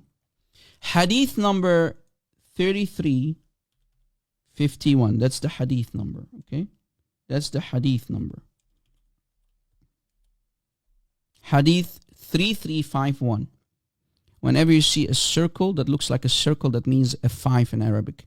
A dot is a 0. So 1060, that's the page number. Hadith 3351. Can you give us the translation? Sure. Here is the translation. When you go to the Las Vegas of Allah, the Jannah of Allah, it says the following. Yes, I swear, and I swear by the moon in the skies, and I swear. Yes, I swear by the one in whose hand is my soul. Orgasm after orgasm. So in Jannah, you're going to do what? Orgasm after orgasm. And when he gets up, the man gets up when he's finished with his doll. Remember the doll? Right? I hope it will look like this, though. For the sake of the Muslims, the doll won't look like this. Okay? When he gets up, when he's finished with the woman in Jannah, she returns to being a pure virgin. And the word dahman and dahman is used, guys. Dahman means very hard, triple X. Very hard. Dingy dingy. And I'm sure Allah will leak semen from his underneath his throne. Allah and Muhammad, for the people who never heard of this before, Allah and Muhammad, Allah and Momo will be sitting together on the throne of Allah, and the throne will leak semen. What? Yes, you heard it correctly. Semen. Sorry for the typo. Yeah. It's one of those days. So Allah and Muhammad will be watching the beautiful movie where men and women will go at each other, and where the men will have endless penises, endless erections, forever erections. The male penises will not sleep, and it's going to be a very, very hard movie. And Allah and Muhammad will leak semen from underneath the throne. I hope they will have umbrellas in Jannah, though. Rob, you're lying. Rob, why are you lying about Allah's throne? Who are you calling a liar, man? How dare you? How dare you to call me a liar? You know me, I'm Rob Christian. I am the Rob Christian. Any Muslim? Is there any Muslim who would dare to call me a liar? Rob, easy Rob. Yeah, well, what can I do? What can I do? This is Islam. Let me prove it. Let me prove it. And now, of course, I will give you the link. I don't cast down my words without proof. You know me by now, guys. You should know me. Here is the book. The book called Al-Mustadrak ala Sahihain. Okay? Volume 5. Volume 5. Volume 5. Page 697, 697, and 698. Back to back. 697 and 698. 697 and 698. Okay, of course, authentic hadith. This hadith is sahih on the condition of the two sheikhs, al-shaykhain, meaning Bukhari and Sahih Muslim. So in other words, guys, it's sahih as any Bukhari or Muslim hadith. Is the highest form of sahih. Okay, we go back to page 697. It's a long hadith, but I'm giving you the most essential part of the hadith. And it says, on Judgment Day, Yawm al-Qiyamah, on Judgment Day, فَيَرْسَلَ اللَّهُ مَا مِن تَحْتِ الْعَرْشِ كَمَنِيُّ الرِّجَالِ. Translation.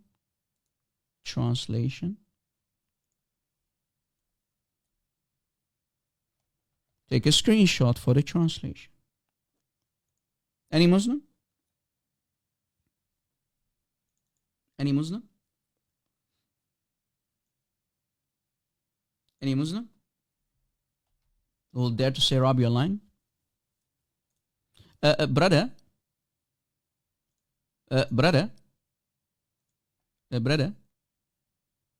You brother.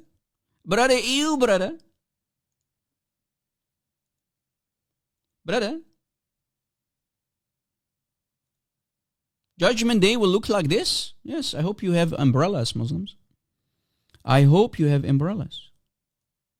I mean, semen all over the place. Semen all over the place. Take out your umbrellas, Muslims. What is this? This is a religion? This is a religion? Let's see what this brother here on the left, right, Mufti Abu Layth, he's a very funny Muslim. He makes fun of even Sahih Hadith that doesn't sound logical to him. So he's a rejecter of Hadith. He even rejects Bukhari. But he's funny though. I have to give it to him. He's funny. So let me see if I can play that video. He's very funny. He's very funny. So let's see if I can play that video. Funny guy. Very, very funny guy. Let's play the video.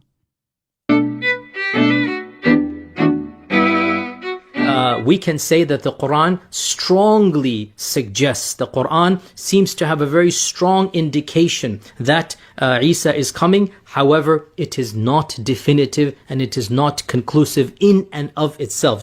Abyss, hello. This is strong. Strong, people, strong suggestion. Pay attention. Just from the language of the Quran and just from the context of the Quran, we give it the presumption, but not the certainty. So that's the strong strong suggestion Jesus is coming in the Quran. It's not actually anywhere in the Quran, but khair, strong. As for the hadith, this is where, of course, the issue becomes crystal clear. Then the hadith, there's no doubt now. Doubt has been killed. There is no doubt. The number of Sahaba from whom this hadith is narrated is around 10 or so. We have Abu Huraira, we have Jabir ibn Abdullah, Ibn Mas'ud, Ibn Umar, Aisha, Samura ibn Jundub, Imran ibn Hussein, Abdullah ibn Amr ibn al-As, Hudhayfa, Thawban, and in fact one or two more.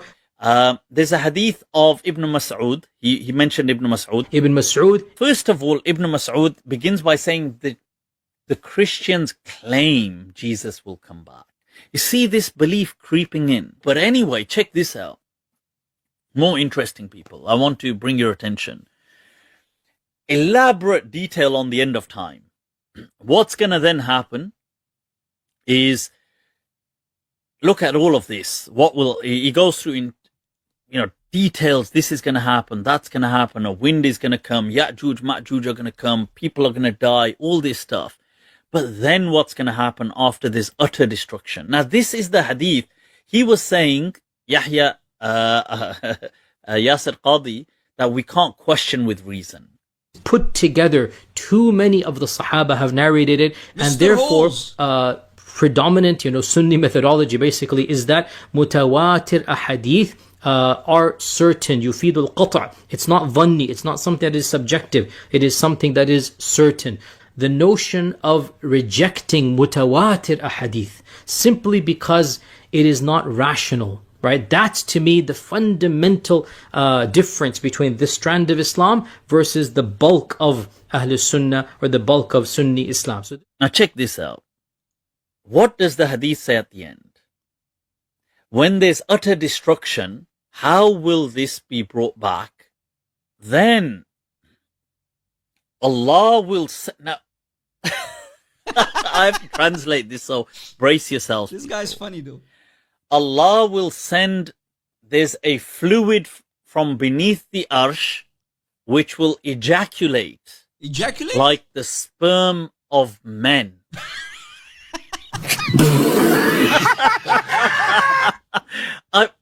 Whoa, people, let me repeat. Look at it for yourselves. ثُمَّ يُرْسِلُ اللَّهُ مَاءً. Allah will send down on earth, shower down on earth, fluid from beneath his arsh. So beneath his throne, there's a collection of fluid, which is kamaniyir rijal, which is like the sperm of men. This is going to shower down on the globe, and what's going to happen is this is going to then give birth to once again life. So sperm. So for that, people, I had to, yeah. So.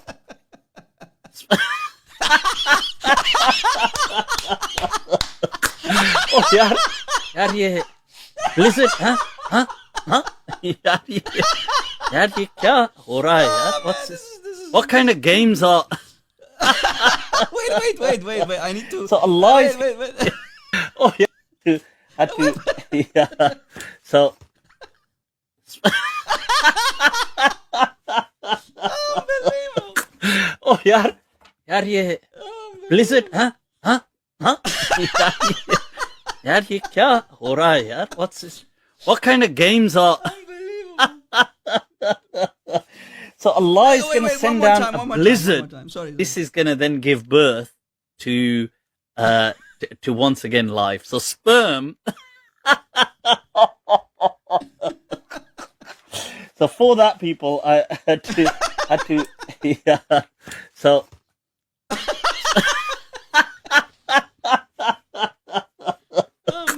Oh yaar ye blizzard, huh? Yaar ye kya ho raha hai, yaar? What's this? What kind of games are? Unbelievable. So Allah is going to send down a blizzard of sperm-like, man sperm-like fluid. So this, and for some reason, this sperm bank is under the throne of God. I mean, that's what this actually is saying. Look, and it mentions yumni, that it will come down as it will be ejaculated down onto. Abbe yaar ye. What on earth is going on? Seriously, I mean, what on earth is going on here? This is so preposterous, honestly. Far from being illogical, this is completely logical. So all of these small issues of, how about this and how about that, it's not strong enough to reject the mutawatir ahadith about the coming of Isa ibn Maryam. Man, honestly, I don't. Then they say what? No epifrenzy. The hadith is not da'if. The hadith is very, very authentic, epifrenzy. The hadith is very, very authentic. But Mufti Abu Layth here, this Muslim here, he is a rejecter of hadith. There are, as you know, Muslims who don't like hadith because it's too embarrassing. Unlike Yasir Qadi, for example, he does accept hadith. So the hadith is authentic, but there are Muslims who claim to be Muslims who reject Sahih hadith. The hadith is very strong, very authentic. Friends, I show that it's authentic, right? It's authentic as any Bukhari or Sahih Muslim. But because the brother here, Mufti Abu Layth, the brother in humanity, because he's a rejecter of hadith and he's using his own human logic against the Sunnah of Muhammad, rejecting hadith, because, it's stupid. I understand it's stupid. But yeah, if you are a Sunni Muslim, you can't reject hadith. But clearly this guy is not a Sunni. Why can you question this stuff? How can we not question it? How can we not question it? I mean, there's bloody sperm blizzards that are happening, and we got to kind of watch out for, God knows, showers of sperm coming down, and there's got to be, I don't know, sperm banks up there under the throne of God. They bring a whole bunch of rational objections, right? That these reports don't make any sense. Why this? Why that? I mean, how does this stuff, seriously, how is this not questionable? Thank you very much. Thank you very much, Mufti Abu Layth. So again, for the people who just joined, the hadith is sahih.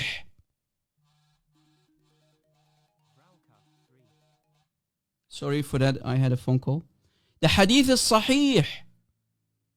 Someone is calling me in the middle of the live show. Lord have mercy. The hadith is sahih about the sperm blizzard. Okay? The hadith is sahih. Did you catch it? But there are Muslims who claim to be Muslims, clearly not Sunni Muslims, who will throw this sahih hadith under the bus because they will apply human logic against قال الرسول وقال الصحابة وقال الرسول وقال الله. Yeah, let me provide the link again. Of course, we already provided it, but here is the link again.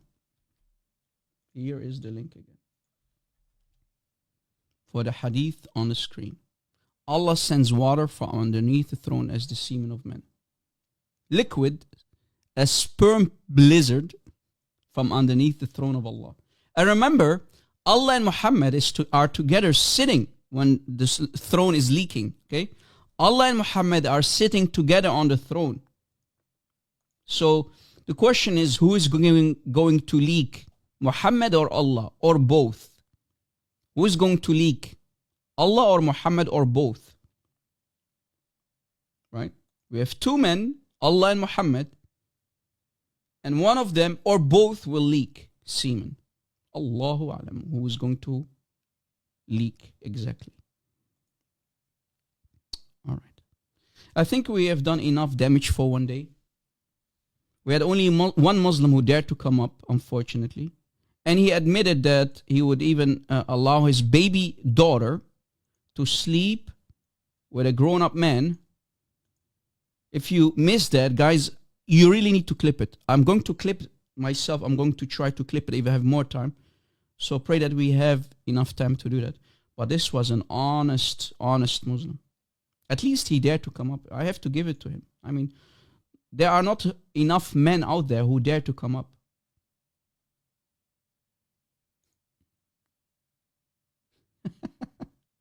Who is with Allah? Of course, Muhammad.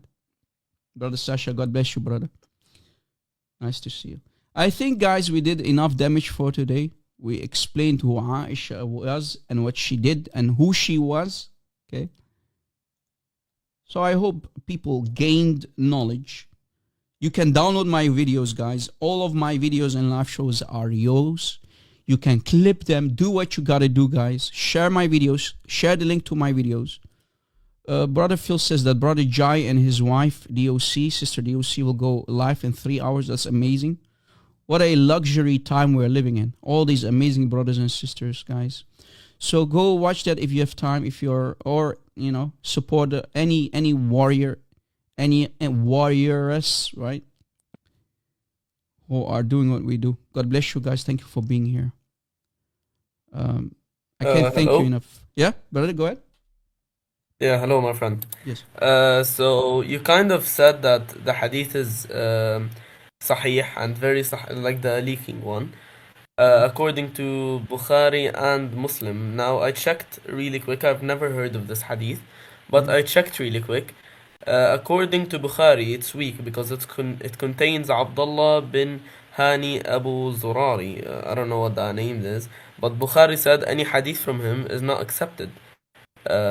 So according to Bukhari, it is weak. Now I don't know about Muslim, to be honest. I haven't checked that, but according to Bukhari for now, Bukhari said that this person is weak. It's weak? And the hadith is, yeah. How can the He said hadith be it's, weak? It says sahih. what do you mean? It My says friend, sahih. we have, okay, who said it's sahih?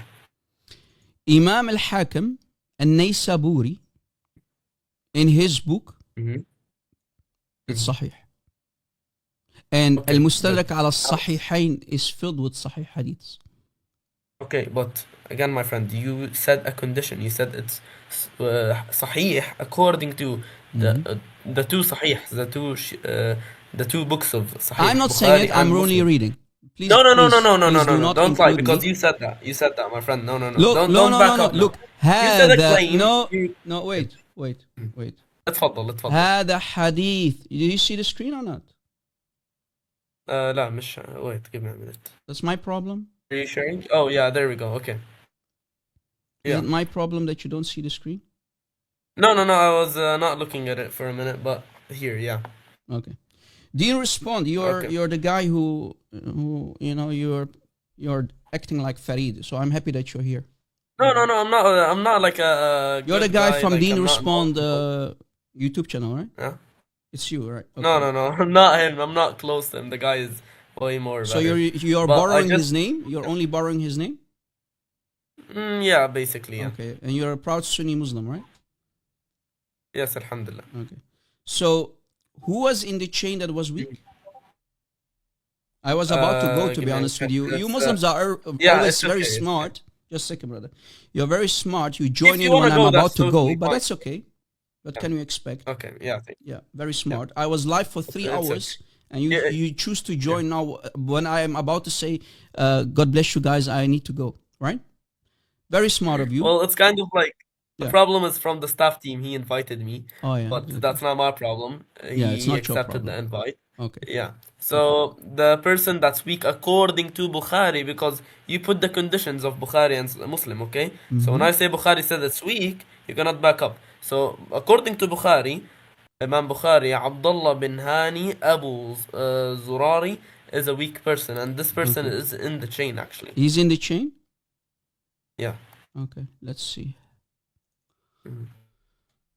And by the way, the person that you're bringing the book from is an Ash'ari.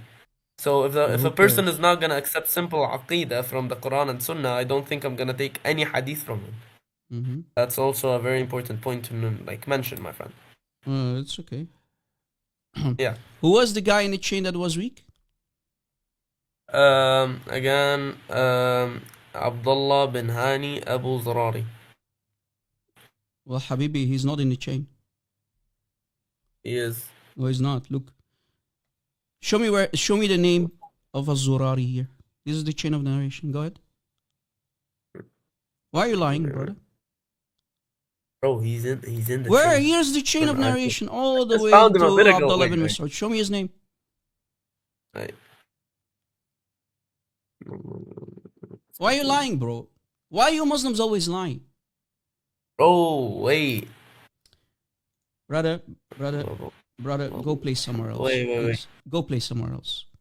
Where is he? He's not in the chain. Why you Muslims are such liars?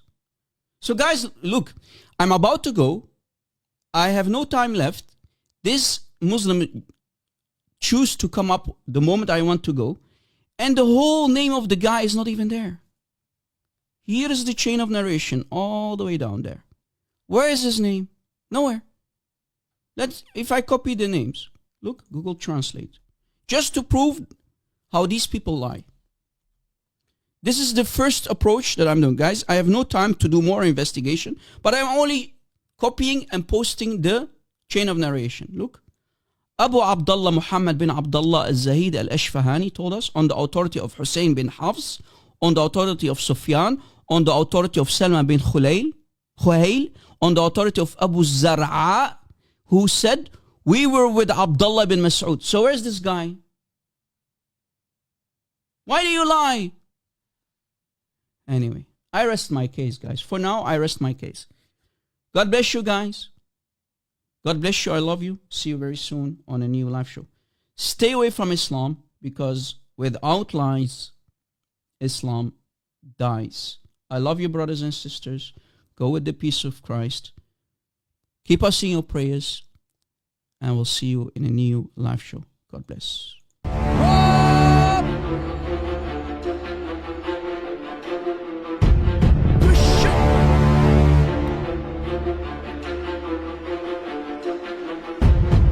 Backup channel, please subscribe.